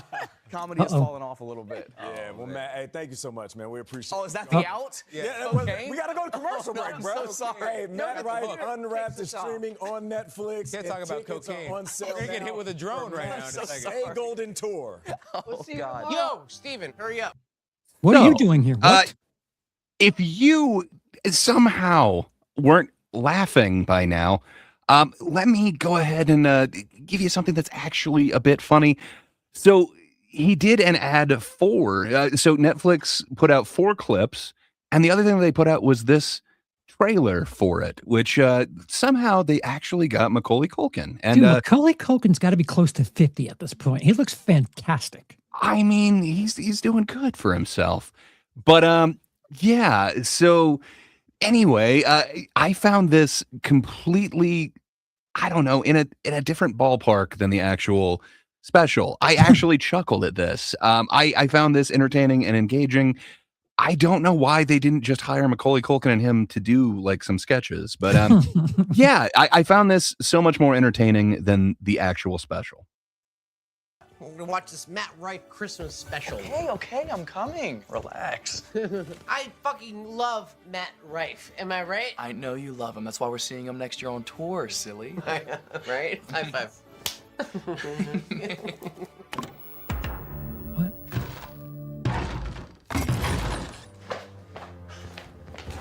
Holy shit, I broke in. Nobody move. That Charlie Sheen. What? So not only do you have Macaulay Culkin, but wow, you could guess that voice. Tiger blood. What did you do? Careful. What'd you expect? Like a Careful around that blood. tarantula or like a paint can on a string. Like, no, it's come by 45, because I'm 45 years old. That might be accurate. What the fuck? You shot me. I'm so sorry. Before Christmas? You broke in. I thought you were home alone. Oh my God. What are you doing? Stealing money. That's what I'm doing. We have to call the police, man. Take the legs. Let's go. I'm not getting his legs, man. You killed him. Get his fucking legs. What is this? Oh, don't worry. This doesn't make you want to We'll be watch his back improv soon. or At Matt crowd work Rife's special? Comedy special. Am I right? Yeah. Oh, gee whiz, man. Where were we? Oh, here you go. Boop. Oh, man. Best friends forever. Best You know, friends. Netflix has that dumb money. They just throw money at shit. Hey man, they've got that Charlie Sheen and Macaulay Culkin. What the fuck is that picture, by the way? It appears to be him trying to do like a white wedding type picture. It looks like a Billy Idol knockoff thing. He's doing a thing for it, you know. Yeah, good times. I don't know if I feel this way because there's like a Netflix documentary on everything, but considering like anything that's been mentioned tonight, Chappelle, Ricky Gervais, both have specials around the same time as this guy. Charlie Sheen had a documentary that came out earlier this year. Yep. What has Macaulay Culkin got on Netflix that's coming out soon that he's there too? It just feels... Yeah, and I also get the Kiefer Sutherland Lost Boys thing. Sorry, I was looking at Stiff Kitten's comment. Yeah, I wasn't sure if it was between Billy Idol or the whole Lost Boys Sutherland It does thing. look like Billy Idol in that cover for White Wedding. Kind of both, but I don't know. But you're right. I wouldn't doubt that all these guys kind of have a deal with Netflix, and maybe there's a reason why they were able to get them all together. I don't know what Macaulay Culkin has going on, but man, he has been all over the internet. I think he was on Hot Ones, and I think he was on Good Mythical Morning, had a thing with like whatever your last meal is, and then there was like 3 other ones where it's like, why is Macaulay Culkin out there so much right now? Is he promoting some? And I haven't seen anything that he's actually promoting. But give it time. Yeah. But you're right. It does seem awfully strange, but I don't know. What does that have to do with this special? Like, what did any of that have to do with, hey, you know what? It's a Christmas crowd work special. And what was Matt Rife in drag, or was he like what was the hair? Why? What? I think he was just Macaulay Culkin's beta, but I don't know. I'm not sure. Was he a pretty boy? Was he a gay friend? Was he a gay boyfriend? Was he a girl? A less confident boy. It's hard to say. Just he wasn't showing off those cheekbones as he should.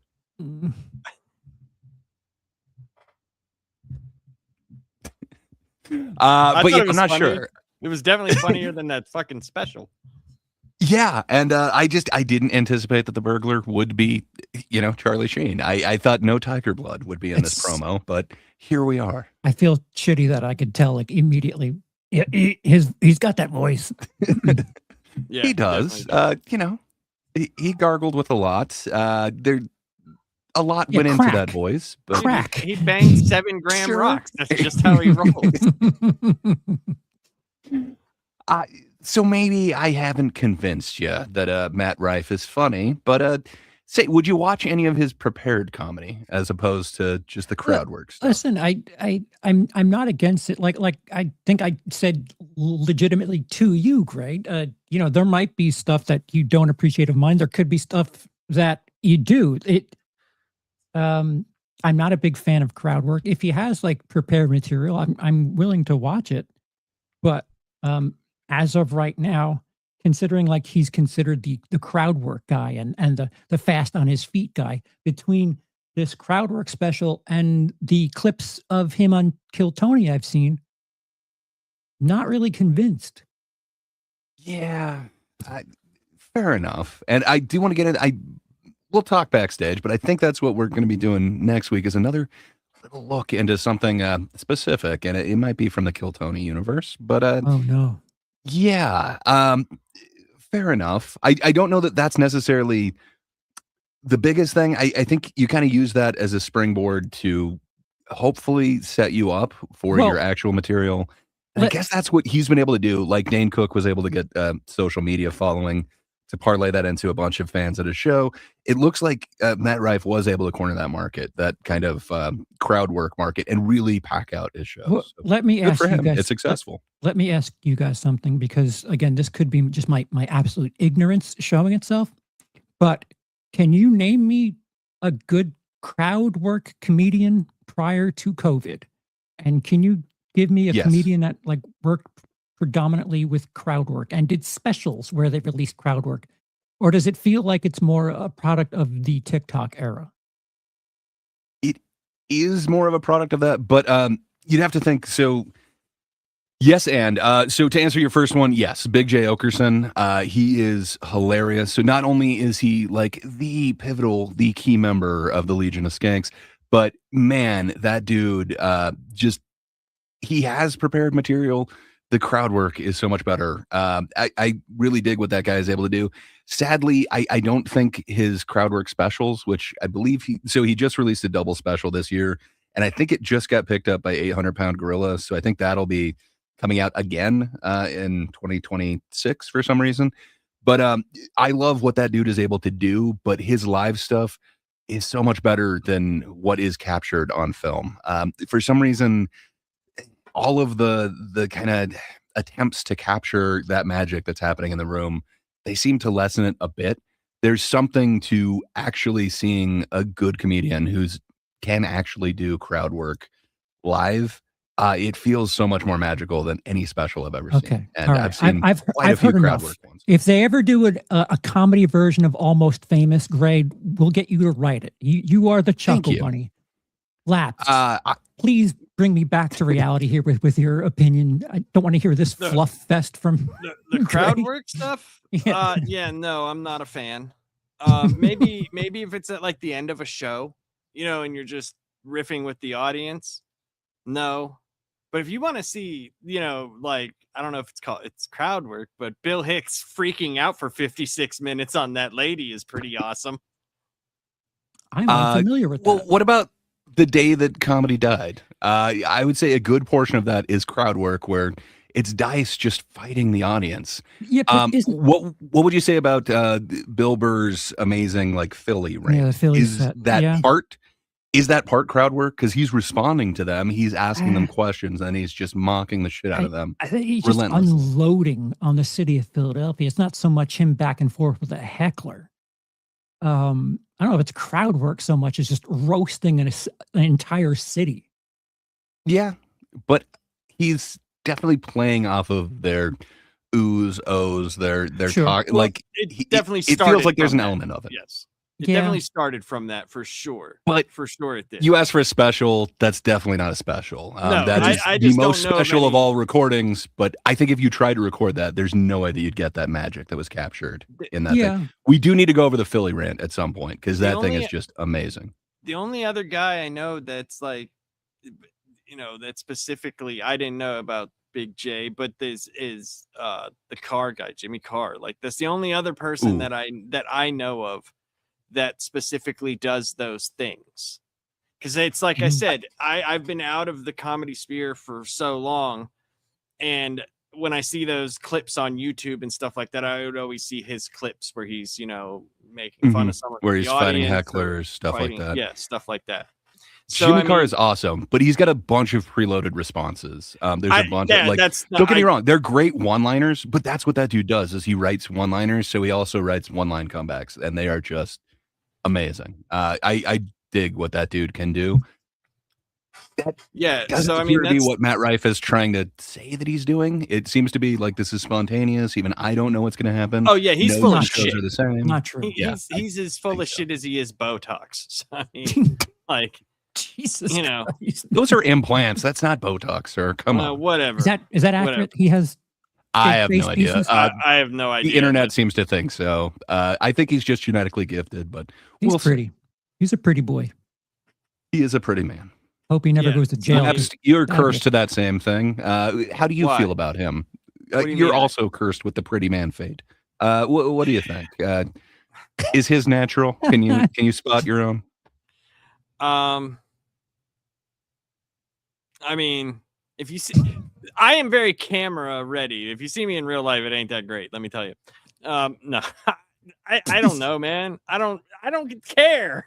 He's a man. I just look at him and I'm kind of like, you just don't look like a real person. Fair enough. Sparkles is right. Lapsed is prettier. I'd put my money on Lapsed. That's what I'm saying. I've got a hall pass for Lapsed, so you know. Hey, so Jacob said earlier, there's a difference between great comics who do crowd work and comedians who only do crowd work. It's an interesting way to put it. Sure. I think this crowd work thing is a product of TikTok. I think everything's getting diluted in, can you give me a 60-second burst of it? Can you give me something less than 3 minutes? Like when I was starting, you needed to be a solid 5 minutes. It feels like now, if you're just trying to catch on TikTok, you just need a solid 60 seconds. And that's not, you can get a solid 60 seconds, but then when you get a gig, people aren't going to pay $200 to watch 60 seconds of you. You have to have a show.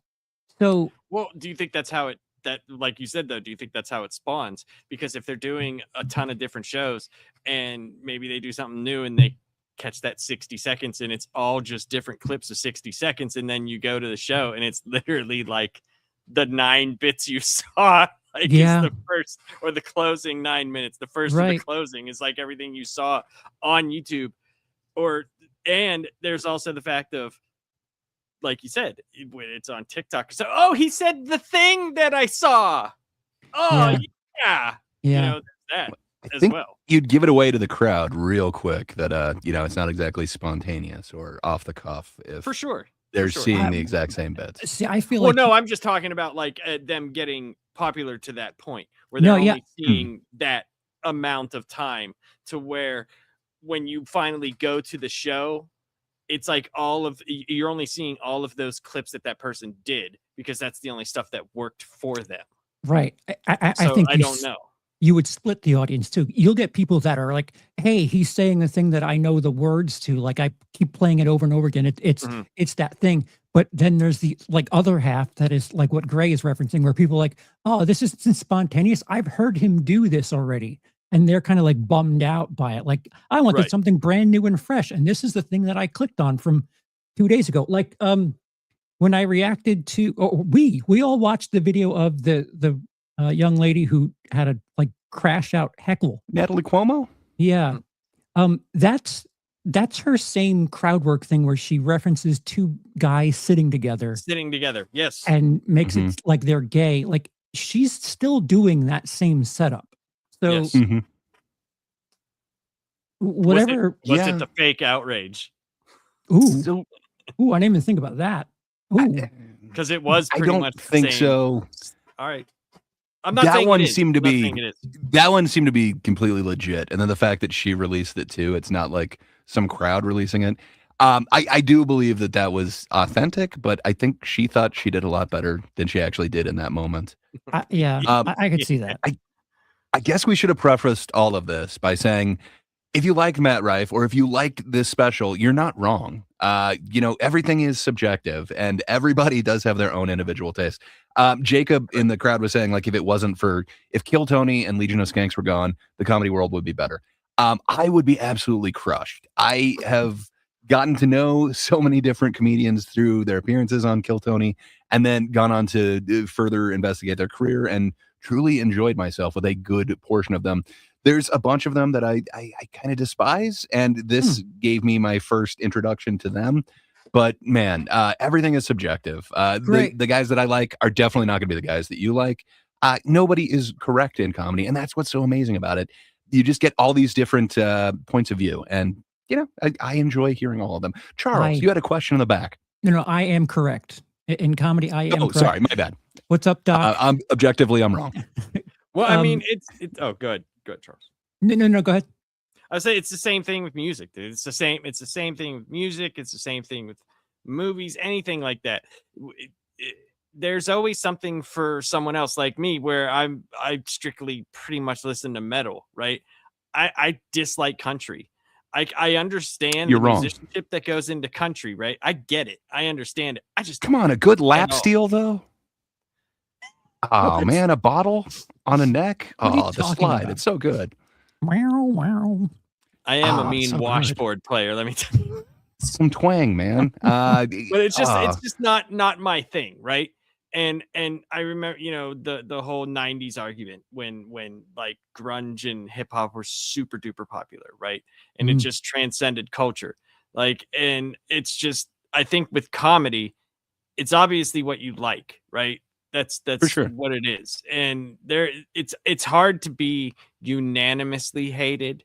I think it's harder to be unanimously hated than generally liked, because there's always people in the crowd that laugh, and there's always someone that your most hated thing is someone else's favorite thing. Dude, I hope there's a time where like I'm not around and someone's talking about what a shitty comedian I am, but they say it to Gray because I know that this guy is like the most hardcore defender of anything stand-up. Listen, subjectively, he could be the greatest. Okay, the potential is there. So wait. I was gonna ask this before. I might forget. So do you think you can find 10 separate 1-minute sets of like a Kill Tony regular? Yes.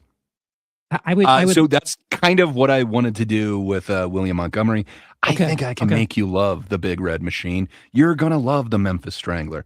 All I need to do is show you the right 10 1-minute sets. But the thing is, the 1 minute, it really doesn't matter. It's kind of by the wayside. It's kind of that interview time.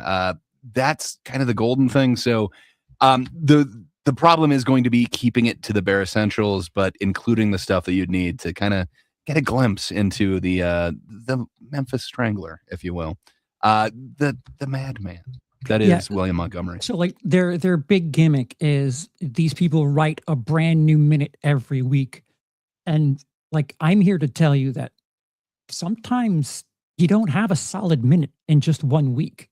So true. I'm curious to see, if combined, do they have something resembling a decent 5? I'm not even a tight 10.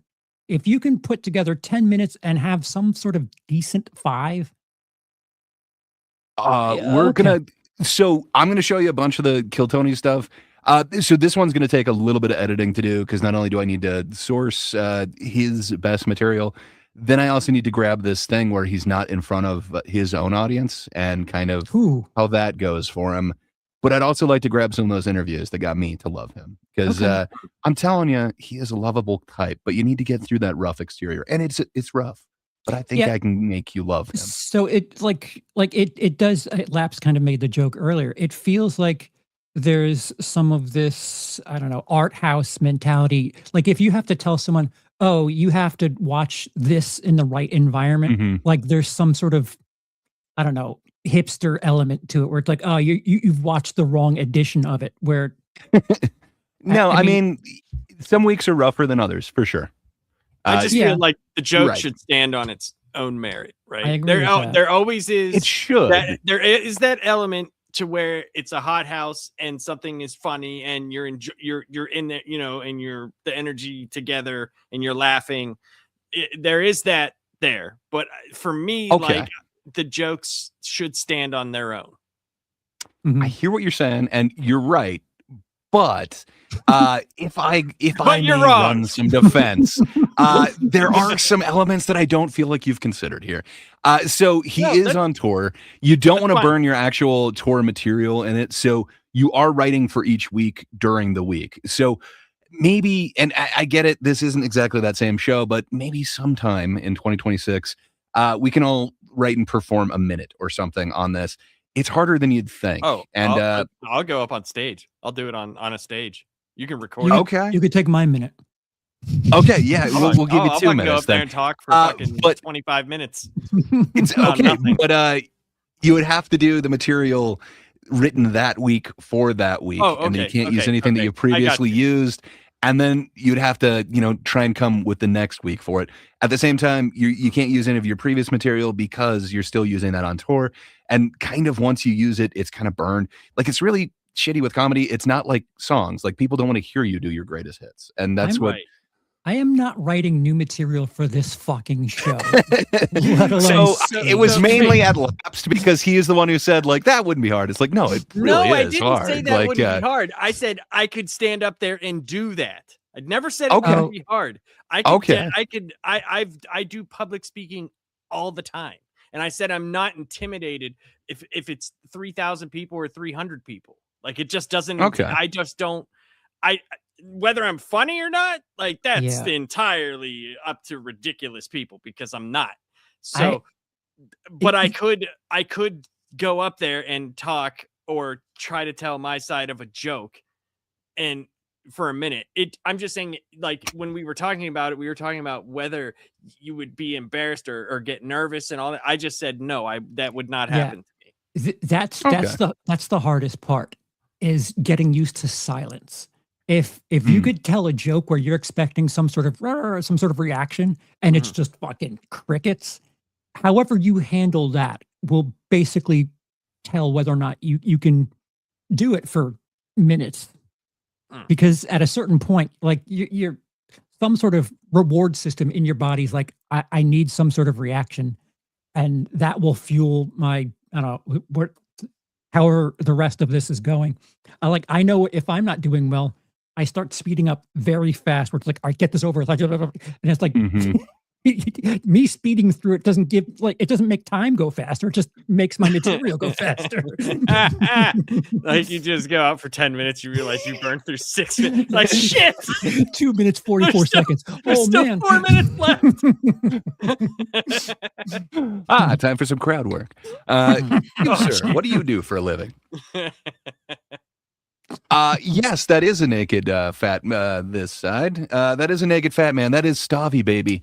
It is Stavros Halkias. He is the most splendid of fat men, and he puts out a what would you call it? Boudoir, a suggestive calendar each year. I got it for my wife, but she was like, "We will keep it in your office." So yes, Stavy. Good times, man. She does make point with Sparkles. He changes into a new person when the Batman mask comes on. Go check out old Batman. He's fantastic. And there is nothing, he doesn't take shortcuts, the old Batman. He has the old ways. He goes hard. But yeah, so I guess summing it up, what do you think of the Unwrapped, the Christmas crowd work special from Matt Rife there, Lapsed? If you were to rate it out of 10, what do you think you'd give it? A 4. Because I still think, like, there were some things on there I was like, ha, but most of it I just didn't think was funny. I just didn't. And listen, when I say I don't think something's funny, that doesn't entail mean I can do something better than that, right? I'm just saying it just wasn't funny to me. So, like, there's some guys I just don't get. Like I said about Robin Williams, like, his stand-up comedy, I just don't get it. Like, I don't know why it's funny to people. Like, the first time I saw Bill Hicks, I thought it was the greatest thing I had ever heard. I just got it. This, for me, I just didn't. It felt like what he said, how it was spontaneous. It just did not feel that way to me at all. Can I ask whatsoever. you, when you first heard Bill Hicks, was he already a legend? No, it was before he died. So I just mean legendary status. Fair enough. I guess I heard about him after he was. That's like the same thing with Mitch Hedberg. Mitch Hedberg was a middle, and then he died, and it was like people got his shit around. I would say this. I don't know, because I didn't have the internet back then to base that off of. I heard about it from the guy at the comic book store who gave me the tape. He's a way bigger deal in the UK in the 90s. Oh yeah. So I didn't know. Good. I was going to say, I think I first learned about him from that clip that they have on Tool. He's the Oh yeah, I can't yeah, remember if yeah, it's the start yeah. or the end of one of the, but yeah, it was like, Yeah. who is this guy? Like, I need to know more of this. Yeah. Sorry. High on drugs. No, but like, yeah. So that I didn't know about, because when I asked other people about him, nobody that I knew who he was except Chuck, the guy at the fucking comic book store. Because I told you that I saw the Richard Jenny stand up. That was like one of the first things I had ever seen whenever I saw a comedy. And when I was telling They him, do deserve more too. when I was telling Chuck about this, he was like, "Oh, I got some stuff for you. Can't wait to hear this, blah, blah, blah." And it was just a tape that he had recorded. And it was, I think it might have been Rant in E minor. I can't remember. It was one of the 4 that he put out, but it was the first one. It was around Nice. that time. So I was Well, probably yeah. like, might have been 90, Well, 91. So I was probably like 14, 15 years old. we should definitely get into some Hicks a little bit later, but That's way too good for this show. somebody else that we mentioned might come up next week. But hey, Charles, we have diverted a little bit. What about you, sir? If you were to rate this special, how did it come across for you out of 10? Out of a 10, well, I can just go on my Or letterbox. sorry, out of 5 Well, to go letterbox. It's a 1.5 out of 5, so it's a 3 out of 10. Ooh, a little bit harsher than Lapsed. All right. Oh, like you can watch it with me. Like I promise you, I'm not doing any shenanigans. When I watched it, it's me watching it live.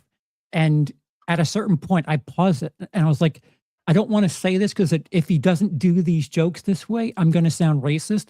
But towards the end, like the clip that I showed you, it was just so easy to tell where he was going, or at least be in the neighborhood of where he's going.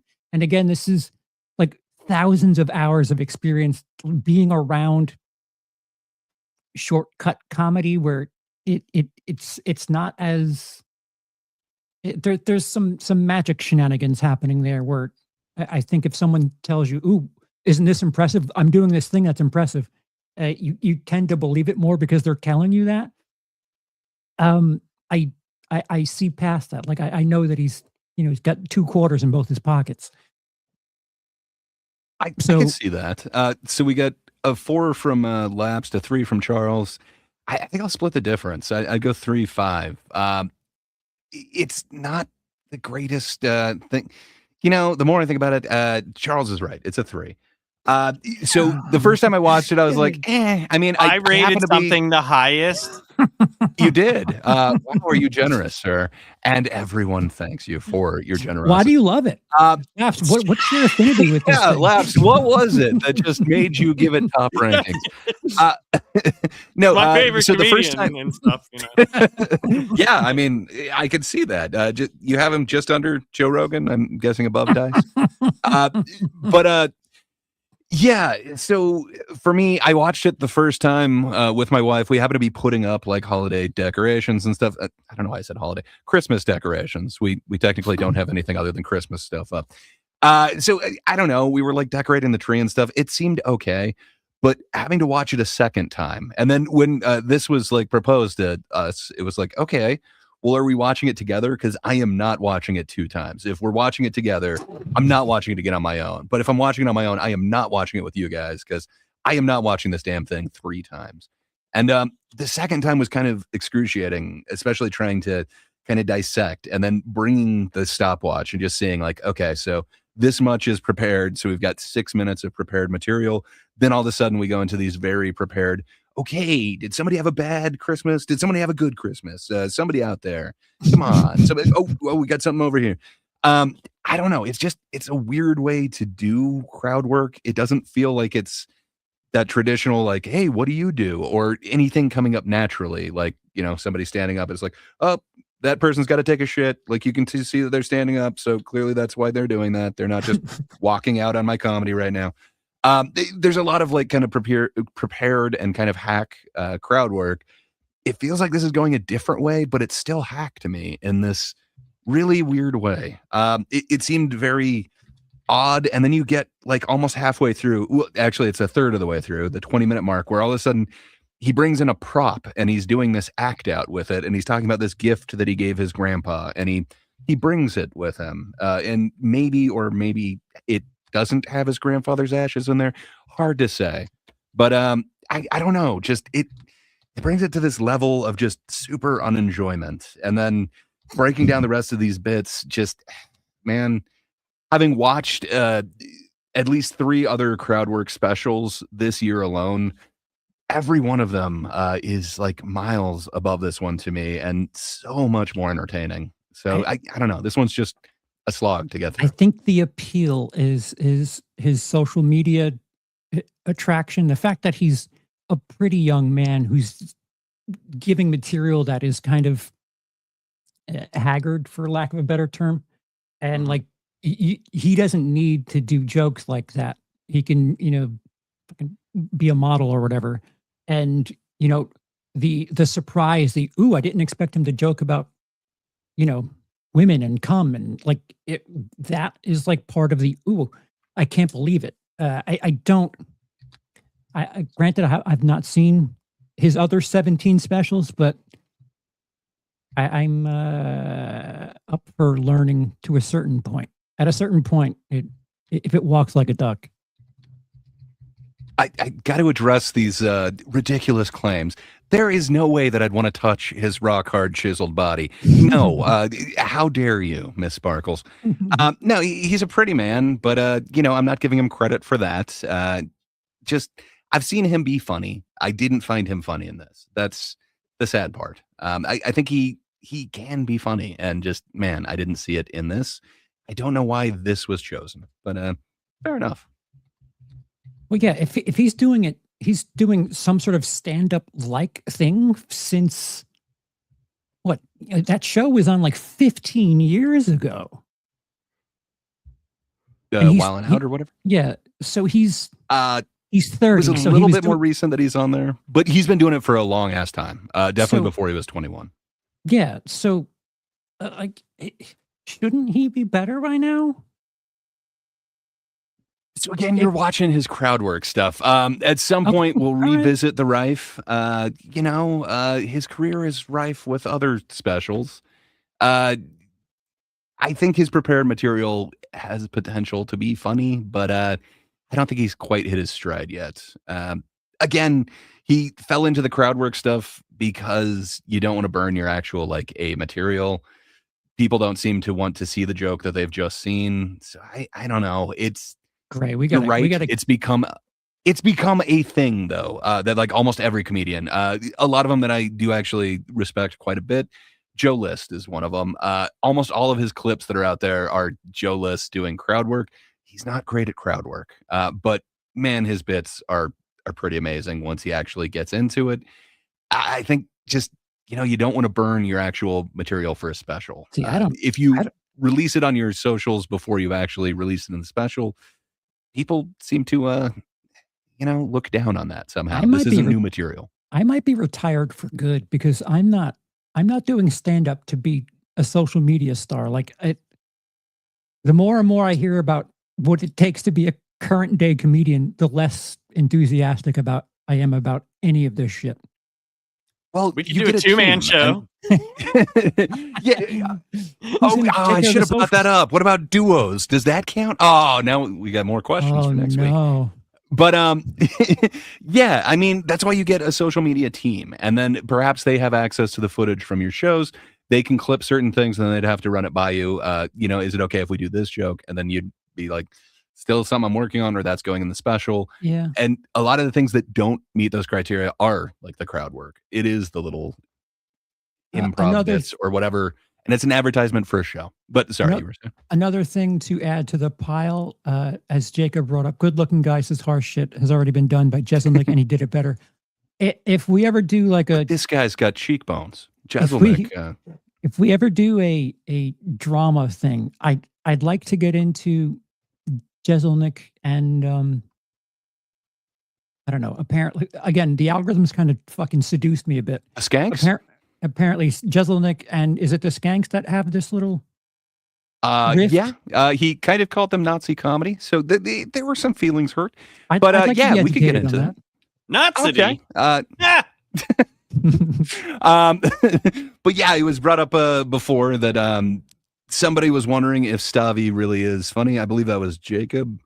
Yeah, Stavi's naturally funny, but does he have any actual bits? Anytime I see clips of him as crowd work, again, it's that kind of standard in comedy right now where you don't want to kind of burn your material, where if you're doing kind of crowd work, you can use that as promotion for other shows. Like, hey, if you show up, this might happen at this future show.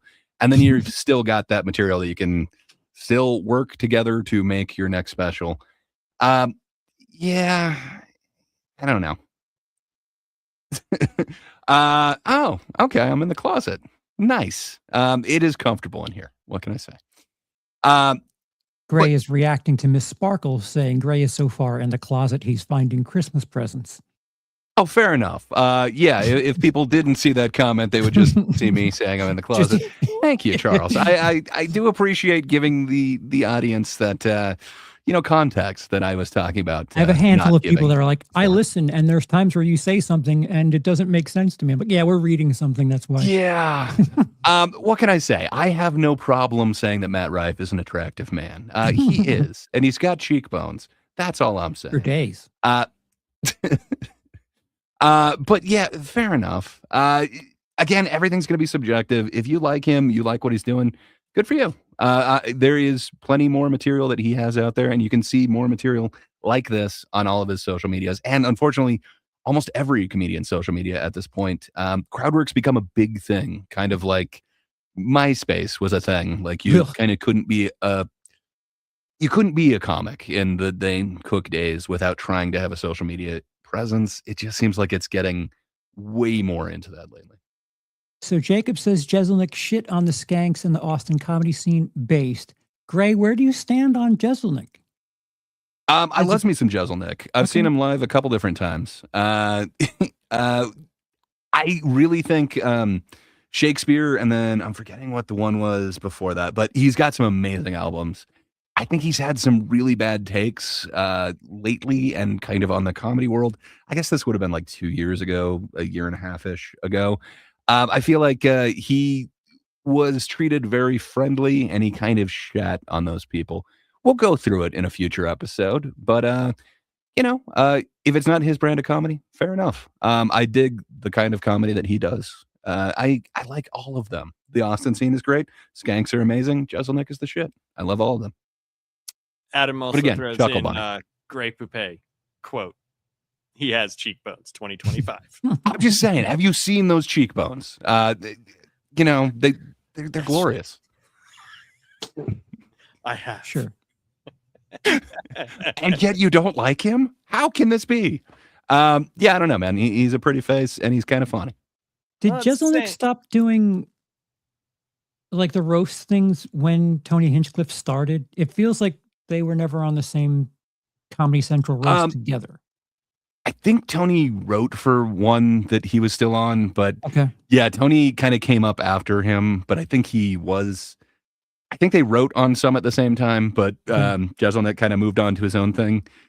He didn't want to be kind of pigeonholed into that, and that's definitely more where Tony is. When I was looked still to go. When I was still doing it, Jeselnik was kind of like white hot for the Comedy Central roast stuff. So for sure, he parlayed that into a great career where not necessarily everybody has done that, and it sucks. Around the same time, like Geraldo, I wish that dude had gotten more kind of public. He just died. He was on his way up. He did, but he was on like 5 or 6 roasts, man. He should have gotten way more of a pop. Just that dude was relentless, ruthless, and just amazing. It's kind of like the same thing with Patrice. Patrice was getting like really big, but he just died. Elephant in the Room would have been huge, man. It sucks. I wish he had again parlayed that a little bit. He would have been just a beast in podcasting. Well, there's a clip that I still walk where he breaks down why Radiohead's Creep means so much to white people, and my God, that clip is just so amazing. I could just imagine what he could do. If it makes you feel any better, there are at least 6 specials by Matt Rife. So comedy evens things out here. So do guns. Yeah, they do. Well, I think that pretty much wraps up, the Matt Rife Christmas Unwrapped crowd work comedy special. Woo! I'm sure all those words were involved, but probably a different order. But yeah, cool. So next week, do we have plans, or are you guys cool with letting me kind of steer this ship for the next time? Depends. Okay. So we might First be of going all- back to Austin.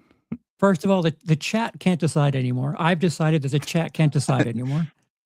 But Cody had a big push towards it. He was did. saying you got to check out Matt Rife, man. And so knowing that Cody, because the one that I am familiar with that Cody suggested, I did enjoy that. So I don't know if Cody likes edgy humor. And if that's the case, I just need to pivot a little bit and find the direction to steer him in, because I'm pretty sure I can find better material in that scape. Or if he was just trying to shit on my head, congratulations, I have Dookie on my head. But I We think, all have shit on our heads from this yes. show. Good times.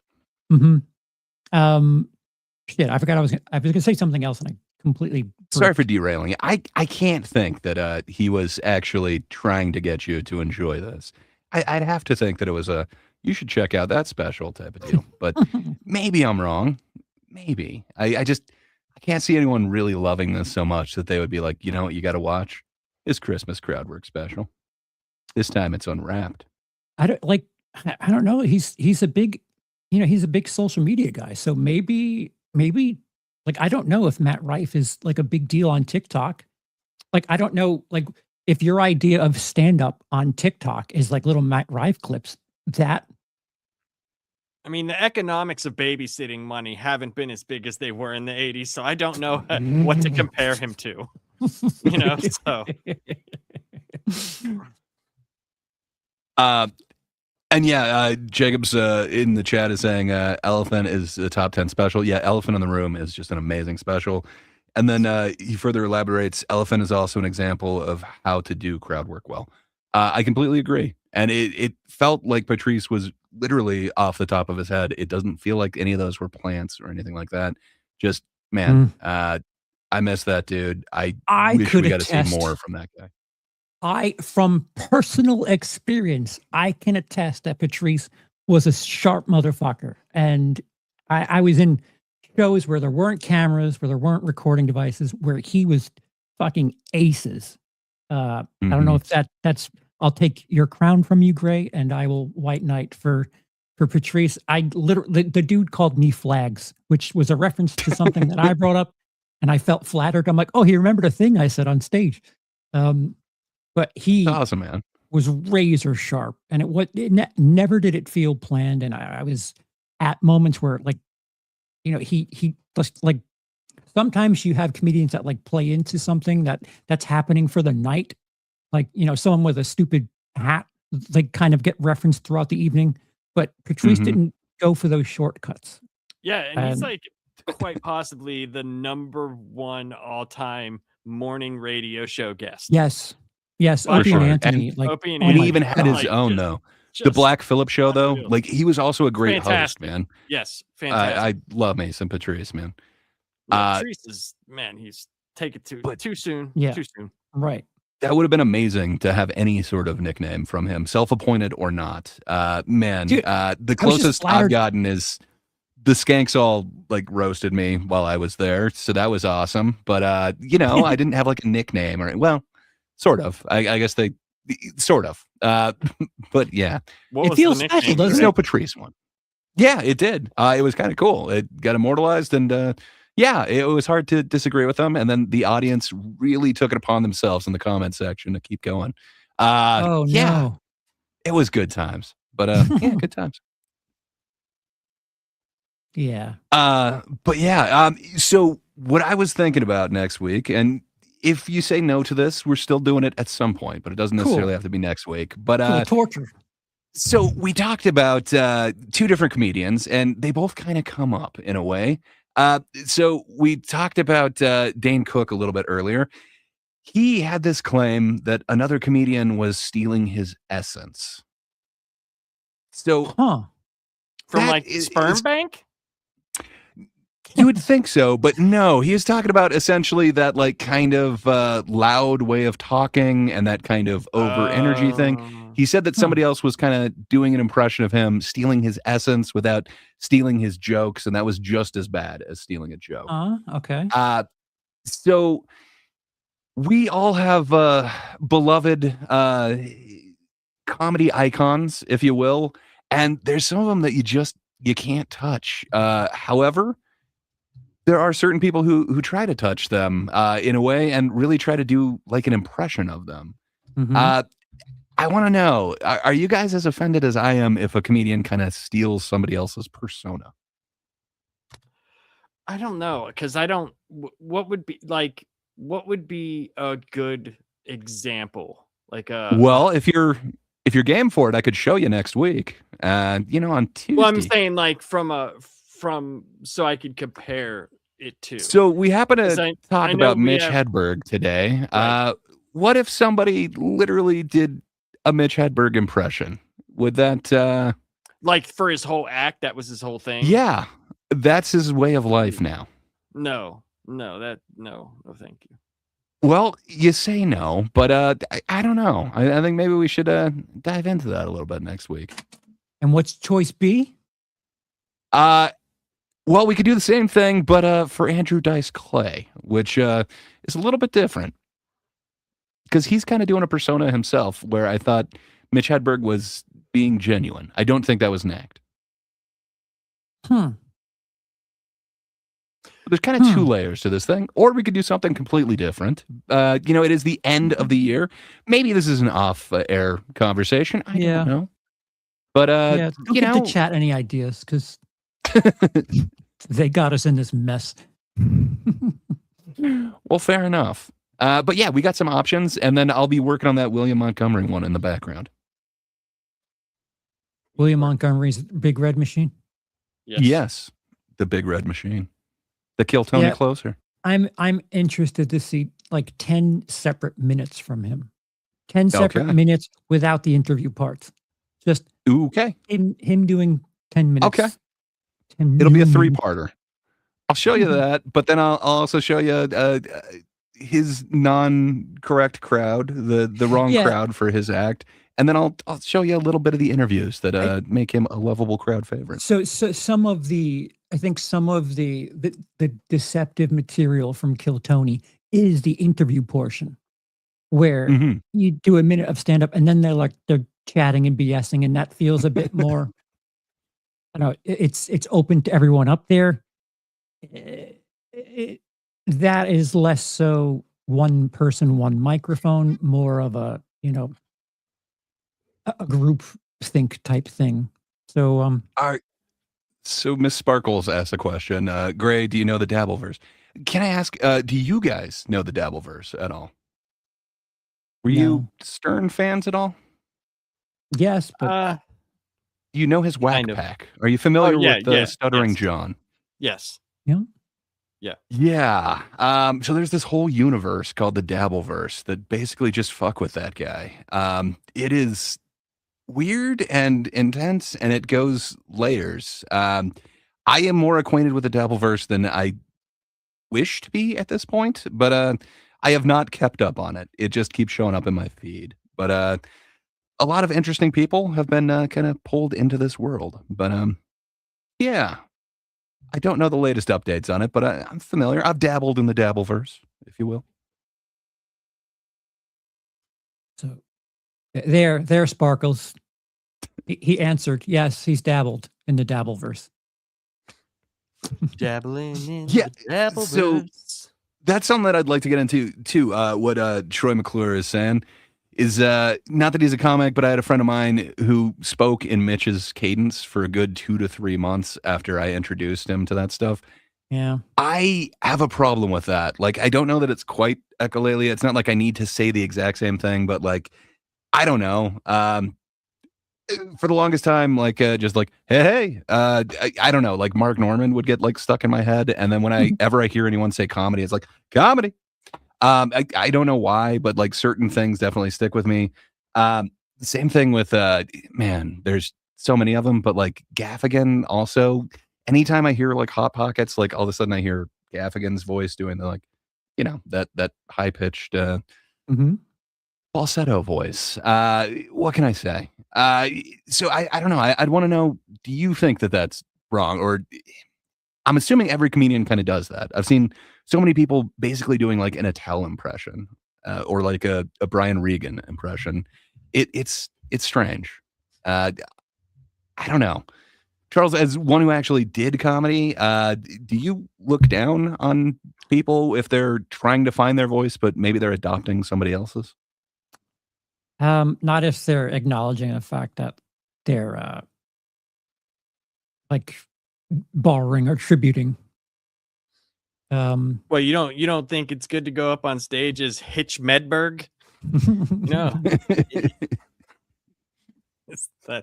It's I mean, I've seen a lot of people that like reference things and it's like, dude, I know what you're doing. Like we all have that album. What are you doing? Yeah.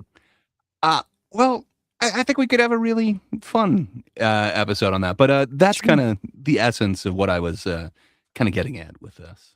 But okay. Yeah. All right, guys. Well, is there anything else that we wanted to cover today? Or might want to like and subscribe. Don't forget to do that. Like and subscribe and comment. Let us know what the fuck it is you are doing here at this moment in the future if you're watching this. Thank you. Yeah. Thank you in advance. Yep. Indeed. Very much so. Again, comedy is subjective. Tell us where we're subjectively wrong, or objectively, if you prefer that. But comment down below. Tell us where we're wrong. Indeed. Well, we all know where that's gonna go. Last, why do you like shitty comedians? Last, why can't you get a good list? I mean, it is weird that you put Joe Rogan as number one. I mean, have us watch this ridiculous Christmas set that you enjoyed way more than the rest of us.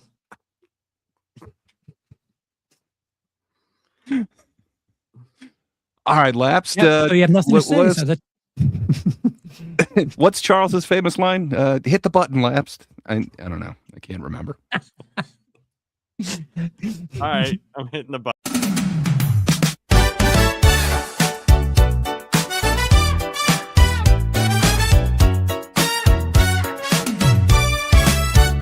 It's the night of the nights, a time for laughter. We have the guys to fill a buster, even though one of them is a jar of mustard. Thank God it's Tuesday.